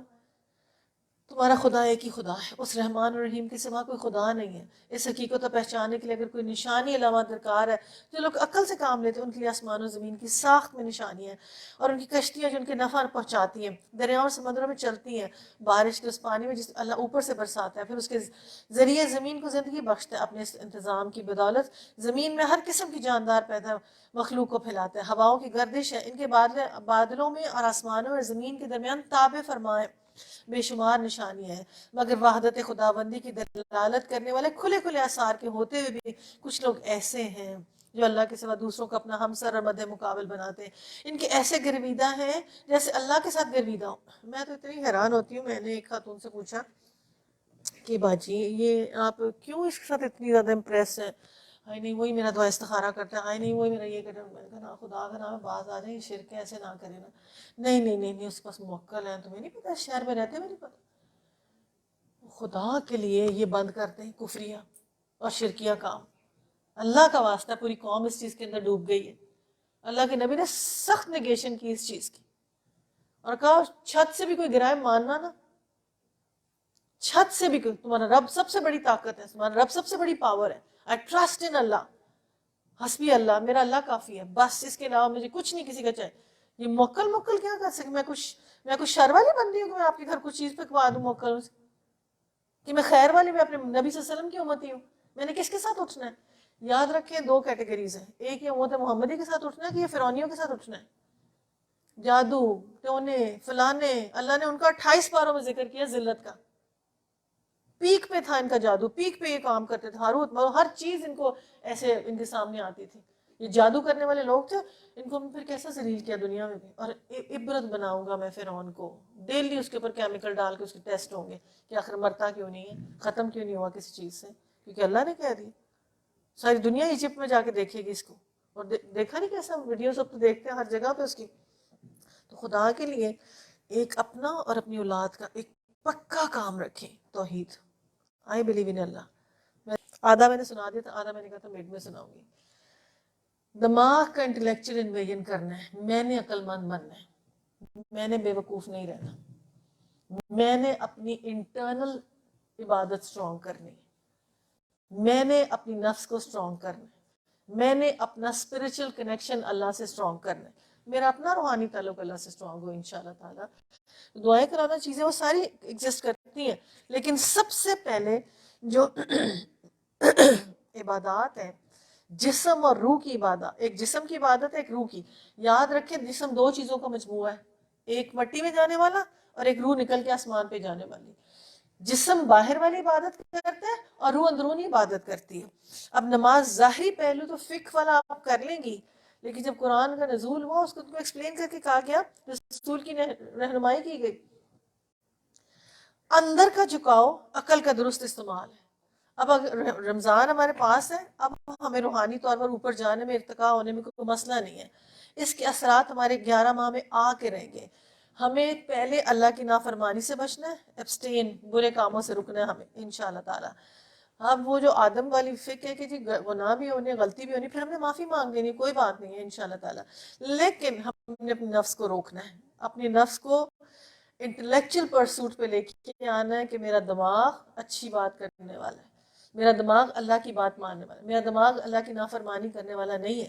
میں ڈھیٹ نہیں ہوں کہ میں اپنی زبان سے نمازیں پڑھوں اور اوپر سے پھر میں غلط کام کرنے بیٹھ جاؤں نا. تو یہ جو بھوک اور پیاس ہے، یہ اللہ نے کہا مجھے نہیں چاہیے. حدیث سنیے نا، مجھے بھوکا پیاسا نہیں چاہیے، مجھے اندر کا صراط مستقیم پہ بندہ چلتا ہوا چاہیے. یہ میں قرآن زندہ چیز کو دے رہا ہوں. He should get up and do something else. اب اس کے 3 لیول آ جاتے ہیں فاسٹنگ کے نا. پہلا عبادات کا جسم پر اثر آتا ہے، پھر عبادات کا روح پر اثر آتا ہے، پھر اس کی ظاہری اثرات آنا شروع ہو جاتے ہیں. اگر آپ کی صحیح معنوں میں عبادات کا جسم پر اثرات، عبادات کا روح پر اثرات. پھر ظاہری اثرات نظر، ظاہری اثرات میں یہ بندہ اتنی ٹاپ لیول پہ پہنچتا ہے کہ اس کی عبادت میں خشوع آ جاتا ہے، اس کی عادت بن جاتی دوسروں کو فائدہ دینا، اس کا دل درست ہونا شروع ہو جاتا ہے، یہ انورڈ فوکس ہو گیا، اس کے اندرونی طور پہ اس کے اندر چینج آ گئی ہے، یہ عقل کا صحیح استعمال کرنے والا شخص بن گیا ہے، یہ ہے صحیح اللہ کا فرما بردار۔ انشاءاللہ اگلے 11 ماہ میں نے فل فرما برداری میں گزارنے ہیں، میرے ٹارگٹس ہوں گے، میرے گولز ہوں گے جن کو میں نے اچیو کرنا ہے، میں نے قربانی بھی دینی ہے، میں نے احسان بھی کرنا ہے، مشکل کام ہے لیکن کانسٹنٹلی میں نے عقل کا استعمال کرنا ہے، عقل ماری گئی تو یہ کام نہیں ہوگا مجھ سے، شیطان حاوی ہو گیا تو نہیں، میرے سامنے ٹارگٹ ہے، آخرت میں نے صالحین، صدیقین، نیک اور صلح کے ساتھ اٹھنا ہے انشاءاللہ، میرا ٹارگٹ یہ ہے، ان سب کی عادت قربانی تھی، اور یہ جو رمضان کے روزے ہیں، حضرت مریم کے روزے کو اللہ تعالیٰ اتنا کہتے ہیں، یہ سیام کو صوم میں تبدیل کر دیا، اس کی سیام کو ہم سب نے صوم میں تبدیل کرنا ہے انشاءاللہ تعالیٰ، جس کے اثرات پوری باڈی، لائف، ڈیلنگ، ہر چیز پہ آ جائیں گے۔ صوم کا مطلب کھانا پینا، اور سیام کا مطلب جو روزہ اجر والا بن گیا، جس کے اندر اس کے اوپر پورے اثرات آ گئے، نہ لڑائی ہے، نہ جھگڑا ہے، اور اس کو ڈیوائن پریزنس محسوس ہونا، اللہ تعالیٰ اس کو ہر جگہ محسوس ہونا شروع ہو گیا، یہ نہ آنکھوں سے، زبان سے، امینس پلیئر ہے اس کی قربانی کا، اور یہ کیا کرتا ہے، یہ عالم الغیب میں کنیکٹڈ ہو جاتا ہے، زمین پہ عالم الغیب شیطان سے لڑنا شروع ہو جاتا ہے، اس کو اب عالم الامر نظر آنا شروع ہو گیا، آخرت نظر آنا شروع ہو گئی، یہ خالص بندہ بن گیا، کریکٹر النس ختم ہونا شروع ہو جائے گی، کریکٹر جتنی بھی النس ہے اس کی ختم ہونا شروع ہو جائے گی، یہ وہ بندہ جو ٹرانسفارم ہو رہا ہے، 30 days کانشیس روزہ عابد بنا دیتا ہے، عبد بنا دیتا ہے، عبد کے لیے کل جو دعا تھی وہ کیا تھی؟ اینی بڈی؟ اللہ میں تیرا بندہ، میرا باپ بھی تیرا غلام، میری ماں بھی تیری غلام، میری پیشانی تیرے ہاتھ میں، میرے بال تیرے ہاتھ میں سجدے میں تیرے آگے، اور اللہ تعالیٰ میں اپنی عاجزی، تواضع 11 مقام پہ بیان کرتا ہوں تجھے، میں تجھے واسطہ دیتا ہوں تیرے ناموں کا، وہ نام جو لکھے گئے، پڑھے گئے، اور وہ جو نام ابھی نہیں پڑھے گئے، اور وہ جو نام تیری نفس کے اندر ہے، اللہ اس نام کا واسطہ دے کے کہتا ہوں، اس قرآن کو میرے دل کی بہار بنا دے، اس قرآن کو میرے غموں کا مداوا بنا دے، اس قرآن کو میرے غم اور حزن کو، کیونکہ ہم سب مریض ہیں، ہم سب تکلیف میں، شیطان نے ہمیں گرپ کیا ہے، ہماری پوری فیملیز کو، ہم سب کو، ہمیں کوئی بڑی اچیومنٹ کی طرف لے جانا نہیں چاہتا ہوں، وہ چاہتا ہے یہ حقیر سی گند سی دنیا میں بیٹھے رہیں اور اسی کو انجوائے کرتے رہیں، اور پھر اگر تھوڑا سا بھی اچھا ہونا لگے تو سب سے پہلی چیز غصہ دلاؤ، غلط کام کرواؤ ان سے، ان کا کام واش کرا دو کسی طرح۔ اب یہ سیام، صوم اور روحانی ارتقاء ہو گیا، سحر سے افطار تک نیکی کا سفر شروع ہو گیا انشاءاللہ تعالیٰ، اور اس میں ابزارپشن نیکی کی ہے، ہر جگہ سے نافرمانی سے بچنا ہے انشاءاللہ تعالیٰ۔ جب 11 months کی فل فلیج پریکٹس ہے نا، تو پھر جو 3 لیول آف اگلے اچیومنٹ پہ آ جاتے ہیں نا، اس میں جو پلاننگ اس کی آ جاتی ہے، اس کے فرائض زبردست ہونا شروع ہو جاتے ہیں، اس کی تلاوت بہترین ہونا شروع ہو جاتی ہے، عالم غیب کے دروازے کھلے، آپ اس کو روحانی ارتقاء پتہ ہے کیسے ہوتا ہے؟ اس کو ایک فیلنگ آتی ہے، دیکھیں میں آپ سے شیئر کرتی ہوں کہ فیلنگ آتی ہے کہ رمضان آ گیا، میں نے جنت کے دروازے کھول دیے، اس کی خوشبو میلوں دور تک جا رہی ہے، اور میں ویٹ کر رہا ہوں اس جنت میں کون آنے والا ہے، اور میں نے شیطان کو بھی باندھ دیا، یہ بھی اب تمہیں تنگ نہیں کرے گا، اس کو ایک عالم امر کی خبر ملنا شروع ہو جاتی، وہ اس عالم امر کو کہتے ہیں اب تو کام آسان ہے، اگر اب بھی نہ کر پائے تو اٹس ویری ڈیفیکلٹ، شیطان بند ہے، ایوری تھنگ از کلوزڈ، اور جنت کے دروازے کھول دیے گئے ہیں، خوشبوئیں آ رہی ہیں اس کی،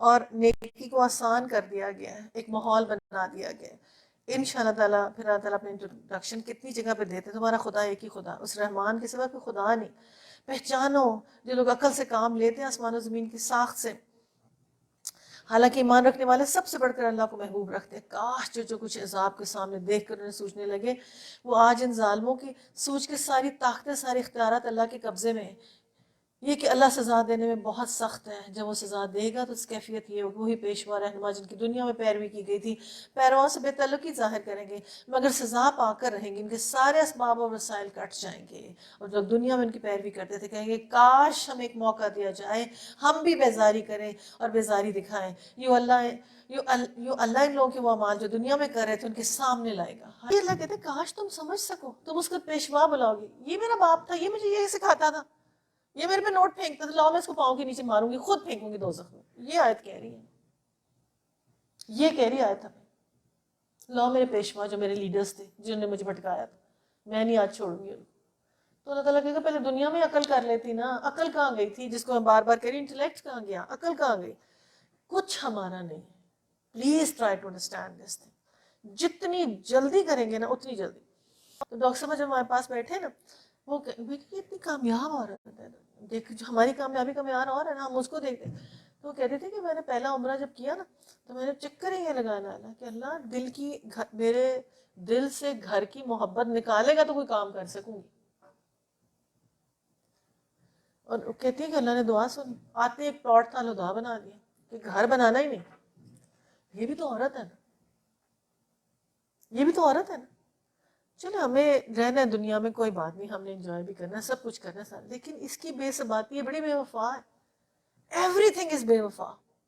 نتھنگ کہ اس میں سے جس سے آپ وفا کی امید رکھیں اور آپ کو کوئی نیٹ ریزلٹس مل سکیں اس کے نا. تو یہاں پہ جس طرح ہم نے بیزاری ظاہر کی ہے یہ اللہ لوگ وہ اعمال میں دنیا میں کریں ان کے سامنے لائے گا. حسرت اور پشیمانی ہوگی ہاتھ ملتے رہ جائیں گے مگر آگ سے نکلنے کی راہ نہ پائیں گے. لوگوں زمین میں جو حلال اور پاک چیزیں انہیں کھاؤ اور شیطان کے بتائے ہوئے راستوں پر نہ چلو. وہ تمہارا کھلا دشمن ہے تمہیں بدی اور فحش کا حکم دیتا ہے سکھاتا ہے کہ تم اللہ کے نام پر وہ باتیں کہو جو متعلق تمہیں معلوم نہیں وہ اللہ نے نافرمائی ہائی لائٹ کریں. شیطان کے قدموں پہ نہ چلو خدا کے لیے خطوات شیطان. یہ کیا حجت ہے اور کیا معاملہ ہے اور کیا اللہ تعالیٰ کہہ رہے ہیں حلال پاک طیب کھاؤ لیکن شیطان کیا کہتا ہے شیطان کس ٹریک پہ لے کے جاتا ہے کیا کیا کرواتا ہے. اسراف تبذیر اور پھر کنٹینٹمنٹ اور پھر کہتا ہے کوئی بات نہیں پھر کیا ہو گیا اللہ نے نعمتیں دی ہیں تو کیا. سب سے پہلے جو گناہ کروائے وہ حضرت آدم سے جیسے انسان شیطان کی بات مانے گا کیا ہوگا. پہلے ایک نافرمانی کا پہلا افیکٹ کیا ہوگا. شاباش.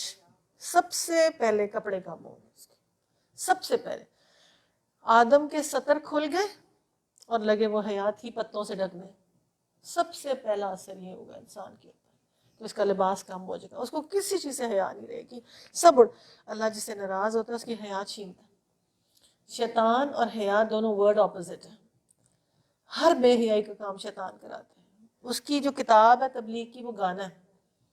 اس کی جو جگہ بازار ہے ہماری مسجد ہے نا اس کا بازار ہے کہ چلو شاباش بازار چلو بازار چلو بازار چلو. تو ابن آدم تو نے سمجھا چھٹ جائے گا. یہ ہر کام شیطان کے.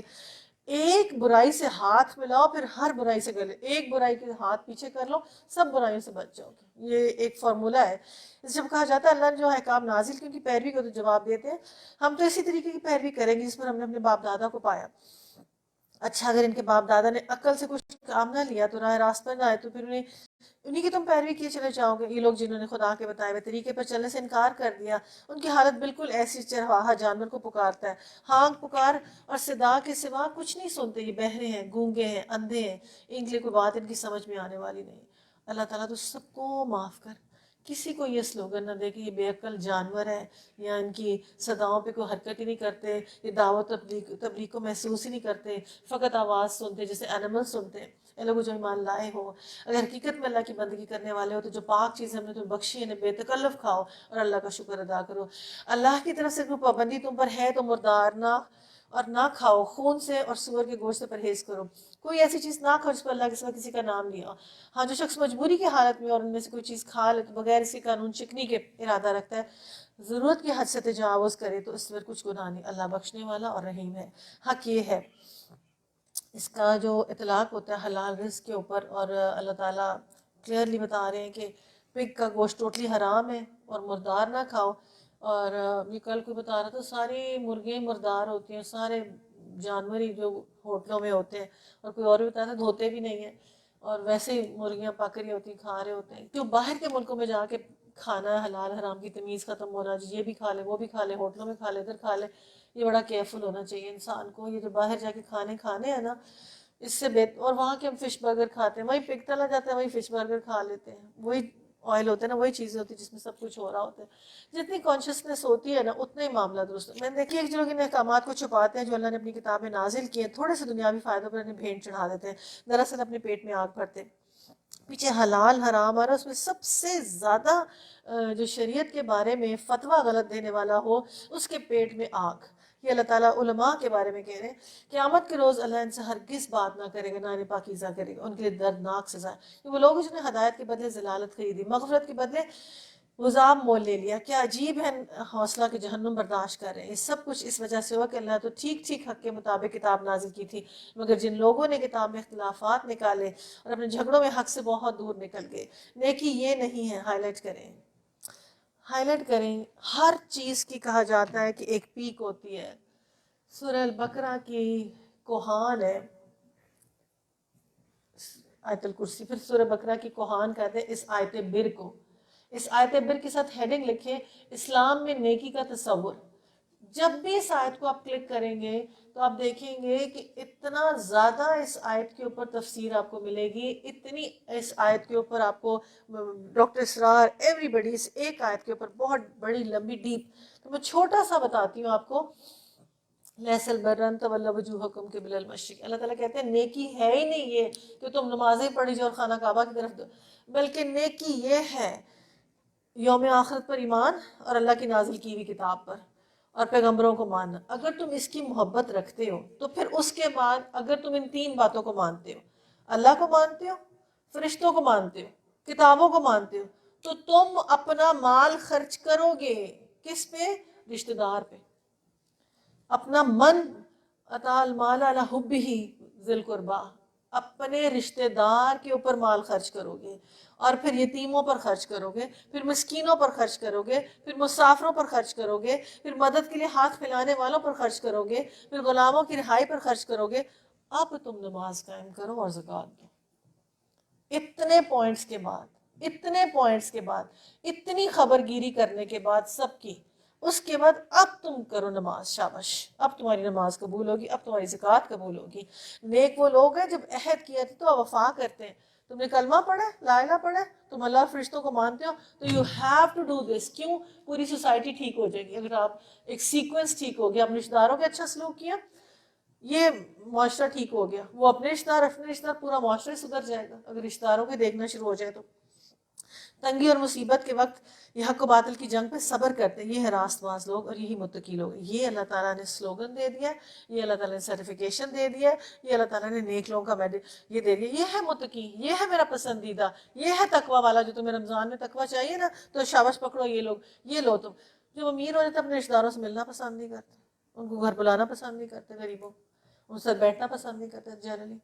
اور اگر ان غریبوں میں کوئی ترقی ہونا شروع ہو جائے، تعلیم میں اوپر جانا شروع ہو، تب ان کو اچھا نہیں لگنا شروع ہو جاتا. تب وہ لوگ جو ایمان لائے ہو تمہارے قتل کے مقدمے میں قصاص کا حکم دیا گیا ہے.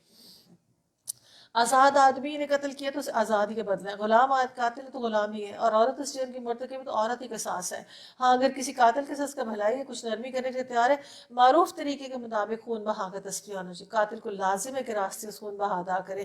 یہ تمہارا رب کی طرف سے تخفیف ہے اور رحمت ہے. اس پر جو زیادتی کرے اس نے دردناک. عقل اور خرد رکھنے والے لوگوں، تمہارے لیے قصاص میں زندگی ہے. امید ہے تم اس قانون کی خلاف ورزی سے ریٹ زیرو ہے. ہر طرف کرائم ریٹ ختم ہے سعودیہ میں، کیونکہ اسلامک لا اور لوگوں کے سامنے لا کے مارا جاتا ہے اور سیدھا کیا جاتا ہے کہ چلو شاباش. لوگوں کا ایک گروہ ہونا چاہیے جس کو تم بٹھاؤ اور دکھاؤ، سارے آئیں اور دیکھیں. اب جب ایک ہاتھ کٹے گا تو وہ پھر سعودیہ میں کتابیں، دکانیں سب کھلی ہوتی ہیں نا، ہر چیز کھلی ہوتی ہے، اور چلے جاتے ہیں وہ نماز پڑھنے کے لیے. کوئی ایک چیز پک نہیں کر سکتا. ترکی میں بھی اس طرح کی کافی لا پکا ہے، لیکن ادھر پھر بھی ابھی بہت اردگان کو کام کرنے کی، جیسے اسکول میں اور اسلامک لاز کو اڈاپٹ کرنا شروع کیا، لگانا شروع کیا کافی چیزوں کو نا. وہاں بھی چینج آئے گی انشاءاللہ، اور آ رہی ہے. تم پر فرض کیا گیا جب تم میں سے کسی کو موت کا وقت آئے اپنے، یہ اب احکام شریعت آ رہے ہیں. قصاص بھی آ گیا اور پیچھے اور بھی حکم آ گیا. اب آئے گا کہ وصیت کیا ہوتی ہے، اور اس کے بعد آئے گا کہ جب بھی کوئی کام ہو تو لکھت پڑھت کرنی ہے. ایک چھوٹا سا بھی کوئی بات ہے، کام ہے، اصولوں میں سے پکا اصول بنا کے رکھیں، بس لکھوائیں، آپ لکھوائیں جو ہو سکتا ہے. آج کل ہماری کنسٹرکشن چل رہی ہے، آپ یقین کریں کہ ہم اتنے ہوتے ہیں کام کرنے والے لوگ، قریبی قریبی سارے، لیکن پتہ نہیں ہمیں کیا مسئلہ ہوتا ہے کہ لکھوانے میں اور سائن کرانے میں ہمیں کیا پرابلم ہوتی ہے. اچھا پیسے ایڈوانس دے دے، وہ دماغ میں رکھ لے، اس کو دے دے، پھر بعد میں تمہیں دیا ہے، میں کہتے رہو جو مرضی کہتے رہو. جب تک لکھا نہیں ہے نا، یہاں پہ سامنے سائن ہو، سامنے کچھ ہو، اس کو منانا اتنا مشکل ہے، تو جو اگر سائن ہی نہیں کرے تو وہ کتنا مشکل کام ہے. تو پر فرض کیا تمہیں سے کسی کی موت کا وقت ہے، وہ اپنے پیچھے مال چھوڑا، تو والدین رشتہ داروں کے لیے معروف طریقے سے وصیت کرے. وصیت 1/3 کی ہو سکتی ہے بس. ایک قانون ہبہ کا ہے، ہبہ حب محبت سے، کہ ہبہ آپ اپنی زندگی میں جس کو مرضی جتنا مرضی کر دیں، ٹھیک ہے. اور ایک قانون وصیت کا ہے، میرے پیسے میری چیزیں، میں نے میرے اگر نان کے داد کے کہیں سے مجھے ملا ہے، میں اس سے جو مرضی کر سکتی ہوں، ٹھیک ہے. اور وصیت 1/3 کی ہو سکتی ہے.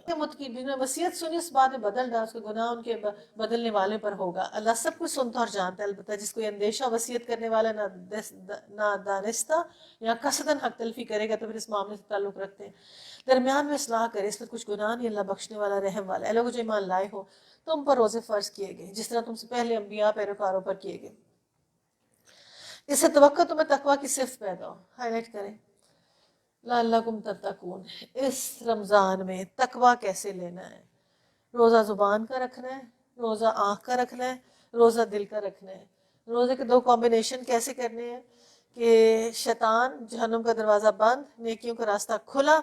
ڈیلی روٹین میں خشوع کیسے لانا ہے اور تقویٰ کیسے لے گئے. سب سے پہلے اپنی یہ 1 منٹ میں نہیں آ جانا. یہ جو پیچھے آئے تھے کنیکٹر لیسل برن تولوا وجوہکم قبل المشرق، شاباش تم نماز، پیسے دو غریبوں کو، رشتہ داروں کو، جلدی سے اٹھ کے اچھے اچھے کاموں میں پیسے لگاؤ، پھر یہ والا کام کرو، پھر وصیت اچھی کرو، اور شاباش اب تم پہ روزے فرض ہو گئے ہیں. اب روزے فرض ہو گئے، اس کے اندر تمہارے اندر تقویٰ آنا چاہیے. کیا تقویٰ ہے؟ کیسے آئے بھی؟ کیا آئے؟ افطاری آئے کہ سحری آئے کہ تقویٰ آئے؟ علامہ ابن قیم جوزی کہتے ہیں کہ آدم کو جنت میں ابتلاء درخت کیا گیا تھا. ایک درخت کو کہا گیا تھا اس کے قریب نہ جانا. تو انسان کے لیے بھی یہ ایکٹیو روزہ ہے، ابتلاء درختی ہے، اس کے قریب نہ جانا، اس کے قریب نہ جانا، اس کے قریب نہ جانا، گئے تو پھنس جاؤ گے. تو ان کو ایک اگزامپل کے طور پر ہمارے سامنے لایا گیا کہ یہ جو ابتلا ہونے والی چیزیں اس سے دور ہو جاؤ. جو تمہیں ایٹ ٹائمز کوئی سچویشن ایسی تھی، کچھ لوگ ہوتے ہیں اریٹیٹ ہوتے ہیں، غصہ آتا ہے ان پاس بیٹھنے سے، ایسے کہ آپ تھوڑا سا ان کو سائڈ لائن پہ ہوں، تھوڑا اوائڈ کریں، تھوڑا ہٹنے کی کوشش کریں تو پھر کوئی بہتری آئے. اور دوسری، شبہات میں سے نکل جائیں. اگر آپ بالآخرتی ہم یوقنون ہیں تو آپ کی لائف سٹائل چینج ہو جائے گا. اگر آپ اللہ پہ ٹرسٹ کر رہے ہیں تو آپ کی فرض نمازوں کے ساتھ خود ہی خشوع آئے گا، تقویٰ آئے گا، آٹومیٹکلی آپ اللہ سے اتنے کنیکشن میں آ جائیں گے نا. 3 چیزیں جو انسان میں تقویٰ لا سکتی ہیں.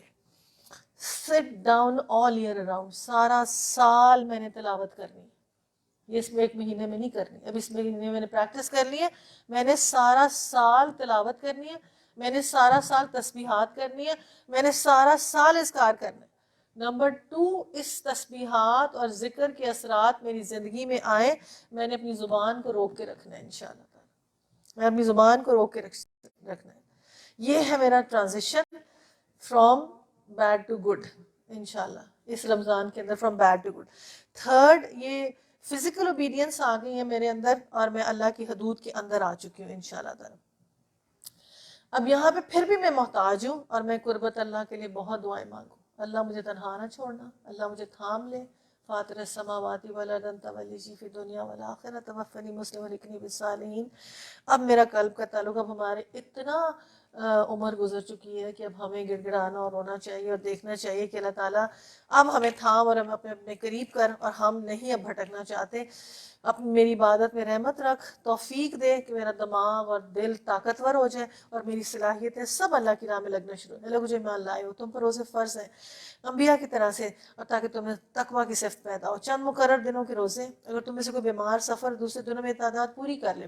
اور جو لوگ روزہ رکھنے کی قدرت رکھتے ہیں پھر نہ رکھے تو فدیہ دے، ایک روزے کا فدیہ ایک مسکین کو کھانا کھلا دے، جو اپنی خوشی سے کچھ زیادہ بھلائی تو اس کے لیے بہتر ہے۔ لیکن اگر تم سمجھو تو تمہارے حق میں اچھا ہی روزہ رکھو۔ رمضان وہ مہینہ جس میں قرآن نازل کیا گیا، جو انسانوں کے لیے سراسر ہدایت، ایسی واضح تعلیمات پر مشتمل ہے جو راہ راست دکھانے والی، حق و باطل کا فرق کرنے والی۔ لہٰذا اس سے جو شخص اس مہینے کو پائے اس کو لازم ہے پورے مہینے کے روزے رکھے۔ اور جو کوئی مریض ہے سفر پر دوسرے دونوں دنوں میں اس کی تعداد پوری کرے۔ اللہ تمہارے ساتھ نرمی کرنا چاہتا ہے۔ یہ روزے، یہ چیزیں، یہ اللہ تمہاری تربیت کے اندر تمہارے ساتھ نرمی کرنا چاہتا ہے، سختی نہیں کرنا چاہتا۔ اس لیے طریقہ تمہیں بتایا جا رہا ہے تم روزوں کی تعداد پوری کر سکو۔ جس ہدایت سے اللہ نے تمہیں سرفراز کیا ہے اس پر اللہ کی کبریائی کا اظہار اور اعتراف کرو اور شکر گزار۔ یہی وہ بریکٹس ہے رمضان کی۔ اعتراف کرو، شکر گزار بنو، اظہار کرو۔ اب اپنے جو میریکلز آف قرآن ہے، اس میریکلز آف قرآن کے اندر عقل، جذبات، چیزوں کو کنٹرول نہ کہ اپنے اس کو اپنے تابع کر لو۔ اللہ نے خود ہی رمضان کے ساتھ دے دیا، لوگوں اس قرآن کو پکڑ لو اس رمضان کے اندر، اور یہ اسی میں نے نازل کیا ہے۔ اور اب اس کریں کیا ہو، کیا کیسے کنیکٹ ہو اللہ کے ساتھ، کیا چیز ہو جو ہماری اللہ کے ساتھ جو ہمیں قرآن کے ساتھ چلے کنیکٹ ہو، اس کی سٹیپ بتائیں، قرآن کے ساتھ کیسے کنیکٹ ہو۔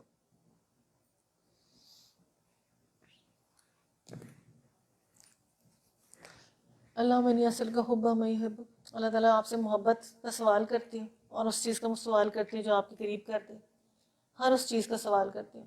یہ سوال کرتی ہیں آپ، تو اس سے قرب کا ذریعہ کیا ہے، اس حب کو حاصل کرنے کا ذریعہ کیا ہے، اس اللہ کی محبت، اس حب کے ساتھ آگے بڑھنے کا ذریعہ کیا؟ اینی بڑی، کوئی پوائنٹ مائنڈ میں آتا، اینی تھنگ۔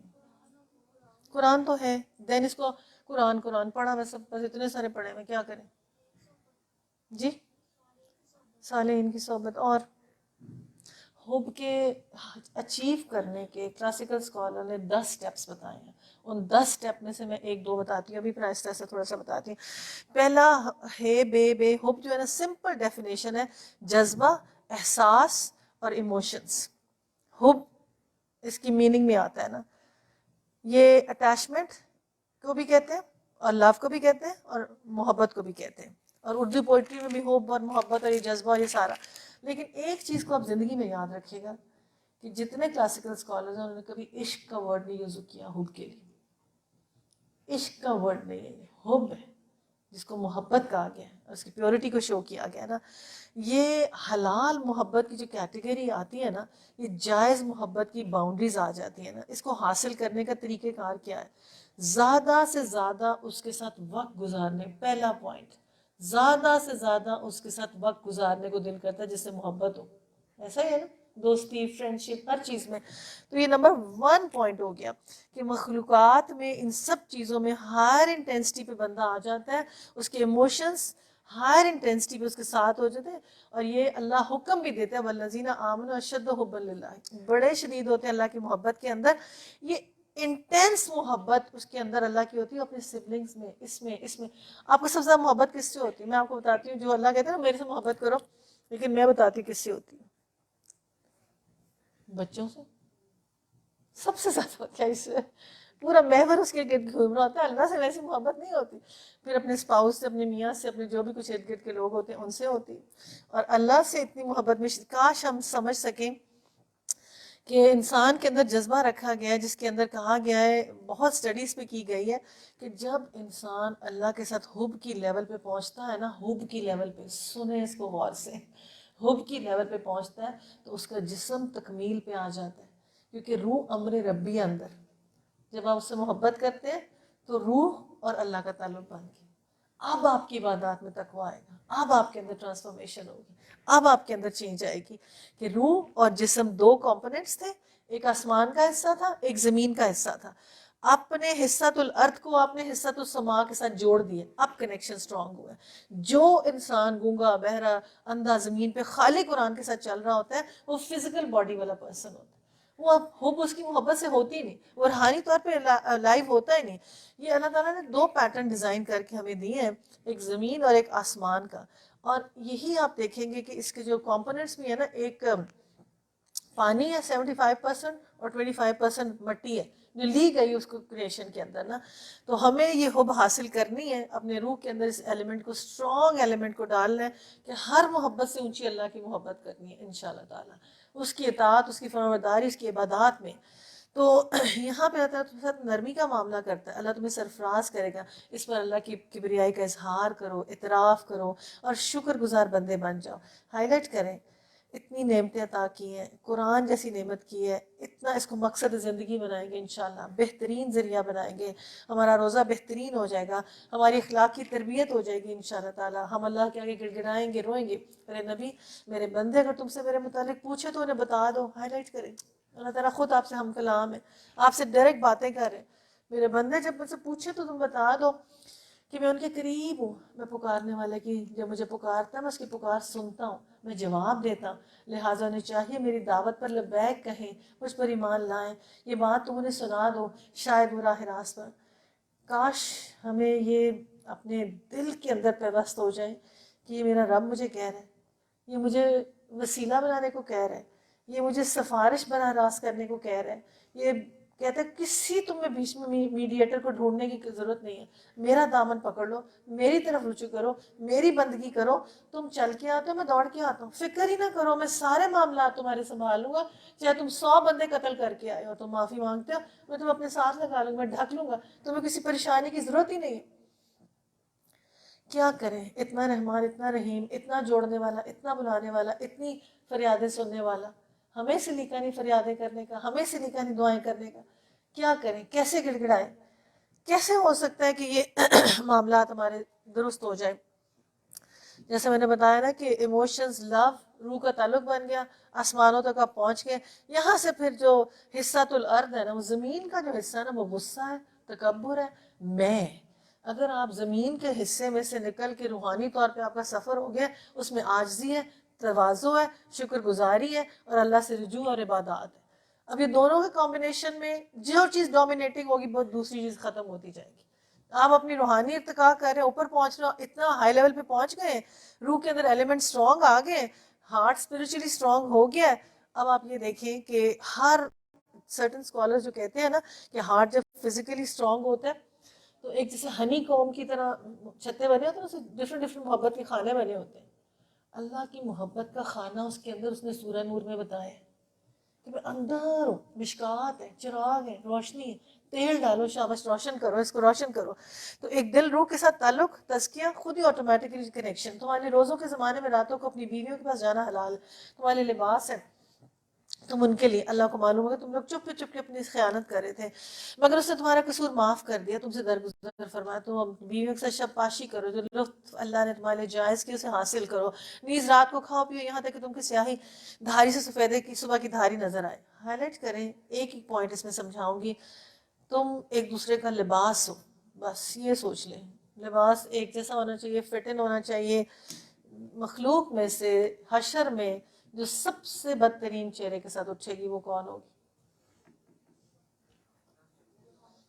خاوند کے. اللہ کے نبی نے معراج میں بھی دیکھا کہ عورتوں میں نے دیکھا تو بھری ہوئی ہو دوزخ میں, خامدوں کی ناشکری اور رشتے کاٹنا, یہ تمہارے دو کام ہیں. خاوند کی ناشکری کیا ہوتی؟ خاوند کو شریعت پتہ نہیں نہ ہوتی بیچارے کو, اس کے سامنے شکوے, گلے, یہ نہیں ہوا, وہ نہیں ہوا, سب نعمتیں پانے کے باوجود کسی چیز کی شکر گزاری نہیں.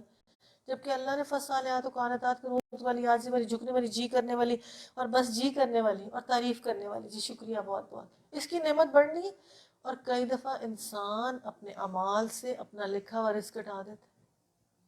اتنی کل ڈالتا ہے, اتنی کٹ ڈالتا ہے کہ لکھا ہوا رزق کٹ جاتا ہے.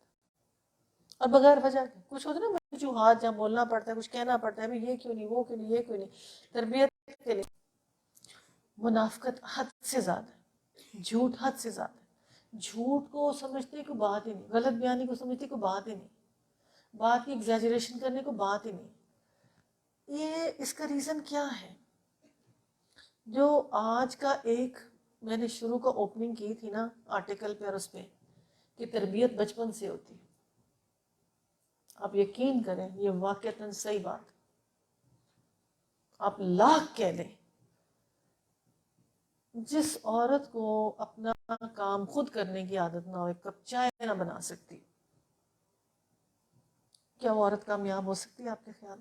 آپ مجھے بتائیں، ہاں جی نگمانہ بتائیں اس میں، اگر اپنے ہاتھ سے کوئی کام کرنے کی عادت ہی نہ ہو، آرڈر کرنے کی عادت ہو، بس اس کی موٹر اسکل ختم ہے، اس کا دماغ ختم ہے، وہ چلتی پھرتی بیوقوف سی عورت نظر آئے گی، بلیو می۔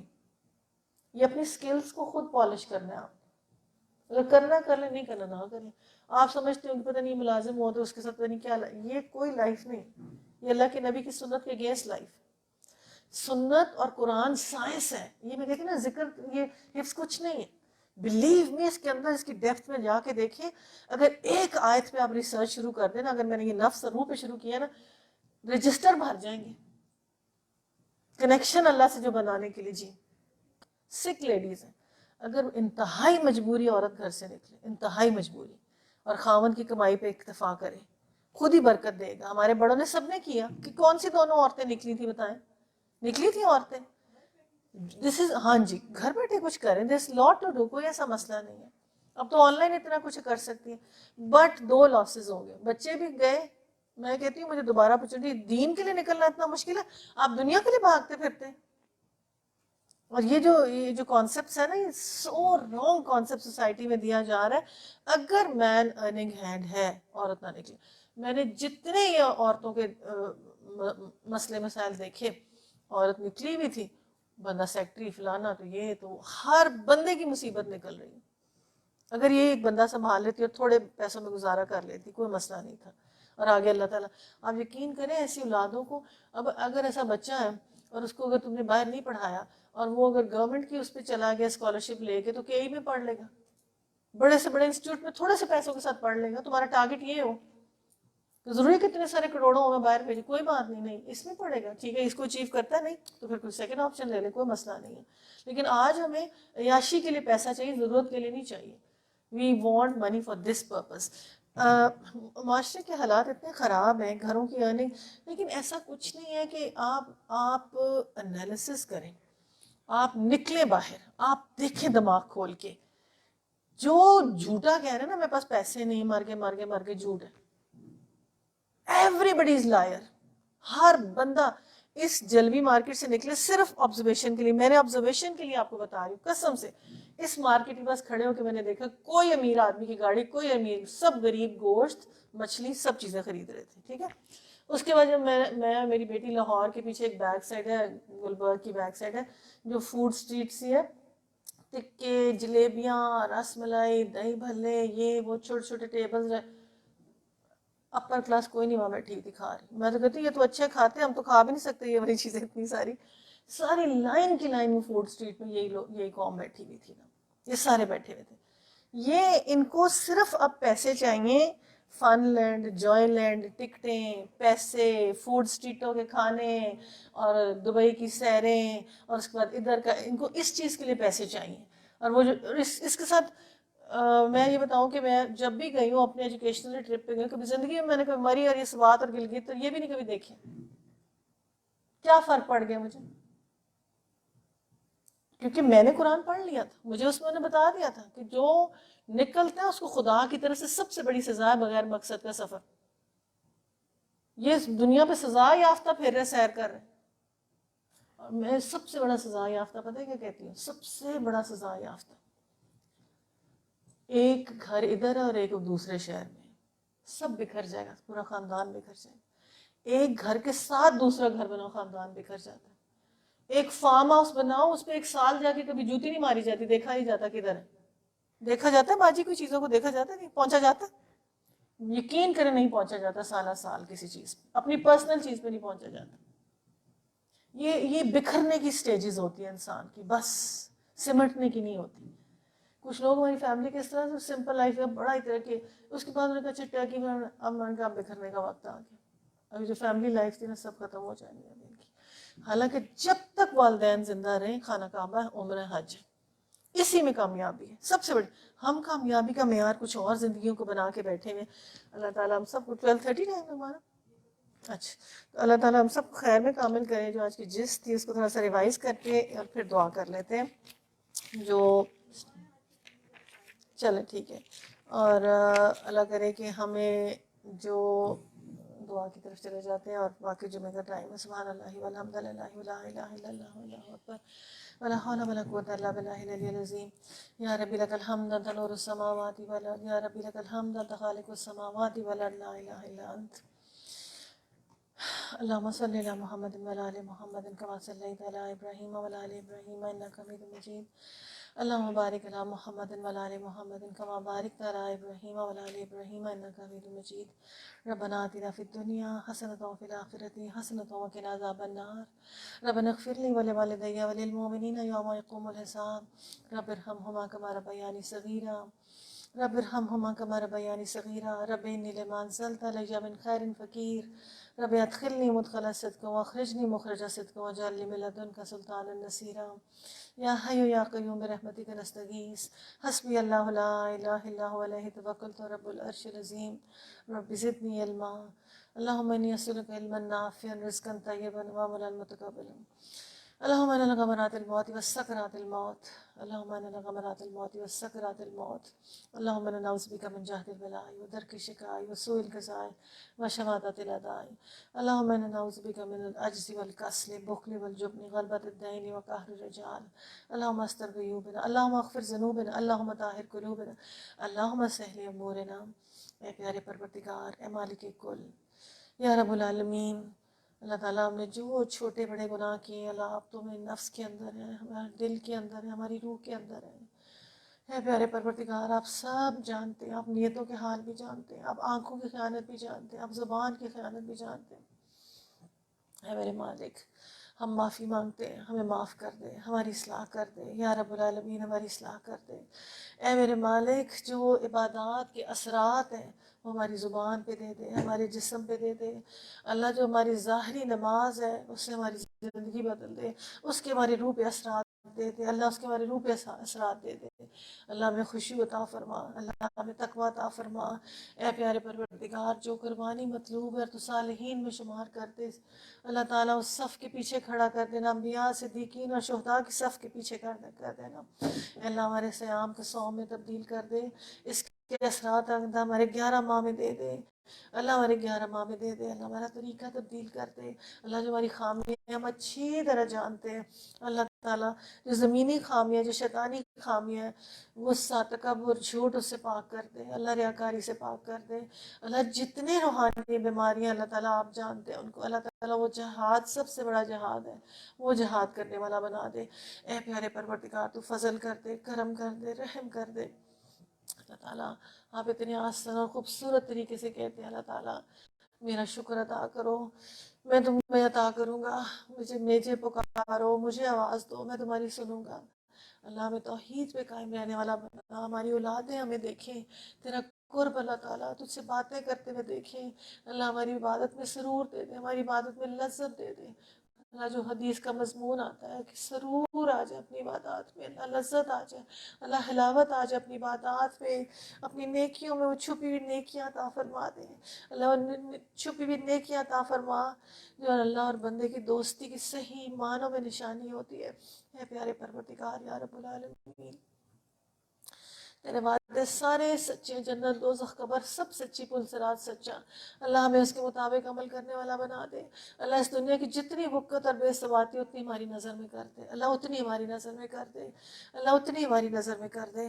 اللہ سب کے گھروں میں عافیت، رحمت، برکت، سکون عطا فرما.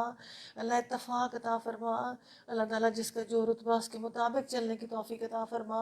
اللہ جو کمی کوتاہی ہوئی ہے ہم سے، اللہ اس اصلاح کی توفیق عطا فرما. اللہ اس اصلاح کی توفیق عطا فرما. اللہ تعالیٰ یہ جو بچیاں بیٹھی ہوئی ہیں اپنی آگے والی نسلوں کی بہترین تربیت کر سکیں، اللہ تعالیٰ ان کو آسان طریقے سے چلا سکیں. اللہ عین سنت اور قرآن کے مطابق چلا سکیں. اللہ اس کتاب کو بلند کرتے ہیں. اللہ اس کو ہماری آنکھوں کی ٹھنڈک بنا دے، دلوں کی بہار بنا دے. اللہ تعالیٰ اس کو مداوع بنا دے، ہمارے حزن کو دور کرنے کا بنا دے، ہمارے دل کا نور بنا دے. اللہ قبر کا نور بنا دے، حشر کا نور بنا دے. اللہ جب اس کو صورت دی جائے ہمارے حق میں اس کو بنا دے. اللہ ہمارے حق میں اس کو حجت بنا کے پیش کر دینا. اے میرے مالک، ہماری موت میں عزت رحمت اور برکت رکھ دینا اللہ، ہماری موت میں عزت رحمت اور برکت رکھ دینا، کلمہ نصیب فرما دینا اللہ، ہم سب کا جمانہ قبول فرما لے، ہماری اولادوں کو ہماری آنکھوں کی ٹھنڈک بنا دے، انہیں اول وقت کا نمازی بنا دے، انہیں قرآن کا مطلوب انسان بنا دے، انہیں صحیح معنی اپنے نبی کا اللہ تعالیٰ پیروکار بنا دے، امت کا افعال انسان بنا دے، امت کا افعال اللہ تو ماؤں کی دعاؤں کو رد نہیں کرتا، جمعے کا دن ہے اللہ، ہم اپنی اولاد کے لیے ہدایت مانگتے ہیں، ایمان مانگتے ہیں، توکل مانگتے ہیں، توحید مانگتے ہیں، عقیدہ مانگتے ہیں، اے پیارے پروردگار ان کو دنیا اور آخرت دونوں کی بھلائیاں عطا فرما اللہ، دنیا اور آخرت دونوں کی بھلائیاں عطا فرما، صالح صحبتیں عطا فرما اللہ، روحانی طور پہ زندہ کر اللہ، روحانی طور پہ زندہ کر دے اللہ، صالح صحبتیں دے اللہ، صراط مستقیم کے راستے پہ چلا، بہترین انسان بنا اللہ، تیرے لاکھ شکرانے اللہ، تیری بڑی نعمتیں اللہ، تو نے بہت رحمتیں کی، بڑی برکتیں کی، بڑے فضل کیے، بڑے کرم کیے، اپنے شکر گزار بندوں میں نام لکھتے اللہ، کبھی زبان سے ناشکری کا کلمہ نہ نکلے اللہ، کبھی ناشکری کا کلمہ نہ نکلے اللہ، نعمت کا صحیح استعمال شکر گزاری ہے اللہ تعالیٰ، وسعتیں دے دے ہاتھ میں اللہ تعالیٰ، ہاتھ وسیع کر دے اللہ تعالیٰ، دلوں میں سے تنگی دور کر دے یا رب العالمین، پھر سے تجھ سے فریاد کرتے ہیں، ہر گھر کو نظر بد سے بچا، ہر گھر کو عافیت نصیب کر، اپنے حفظ و امان میں رکھ، اتفاق پیار وسعتیں عطا فرمانا، نسلوں میں سے خیر نکالنا اللہ، نسلوں میں سے خیر، ہمیں اپنے والدین کے لیے صدقے جاریہ بنا، ہماری اولادوں کو ہمارے صدقے جاریہ بنا دے اللہ تعالیٰ، کل عالم کی اولاد کو فرمانبرداری دینا، کندھے جھکانے والا بنانا، اطاعت گزار بنانا، فرمانبردار بنانا، اے مالک اپنے کل کے خزانوں سے بیماروں کو شفا دے دے اللہ، یاسمین باجی، فوزیہ، وحیدہ، سب کو شفا دے اللہ، سب کو شفا کلی دے دے، اور اے پیارے پروردگار یا رب العالمین، سب کو بابرکت وسیع کا رزق دے دے، سب کے نیک اسباب مہیا کر دے، سب کے نکاحوں میں آسانیاں دے دے اللہ، سب بے اولادوں کو اپنے کون کے خزانے سے اولاد دے دے اللہ، سب بے اولادوں کو اپنے کون کے خزانے سے اولاد دے دے یا رب العالمین، جہاں دین کا کام ہو رہا ہے اپنی رحمتوں سے بڑھا، اور اے پیارے پروردگار جو معاون و مددگار، ان کو بہترین جزائے خیر عطا فرما، دنیا اور آخرت دونوں کی اللہ تعالیٰ، حائف کو بھی ترقیاں دیں اللہ تعالیٰ، جس کام اور جس مشن اور اس گول کے لیے بنا تھا اس کام کے لیے بہترین ساتھی دینا، اور اس کو نیک سالے لوگوں کے ہاتھوں میں ہمیشہ دینا اے اللہ جی، ہم سب کا جمانہ قبول فرما، آپ سے ہر اس خیر و فضل کا سوال کے سوال نبی کریم صلی اللہ علیہ وسلم نے کیا، ہر شر سے پناہ مانگ سے پناہ نبی کریم صلی اللہ علیہ وسلم نے مانگی، ربنا تقبل منا انک انت السمیع العلیم وتب علینا انک انت التواب الرحیم، صلی اللہ تعالی علی خیر خلقہ محمد و اہل بیت اجمعین برحمتک یا ارحم الراحمین، الہی آمین ثم آمین، درود شریف پڑھیں ایک دفعہ۔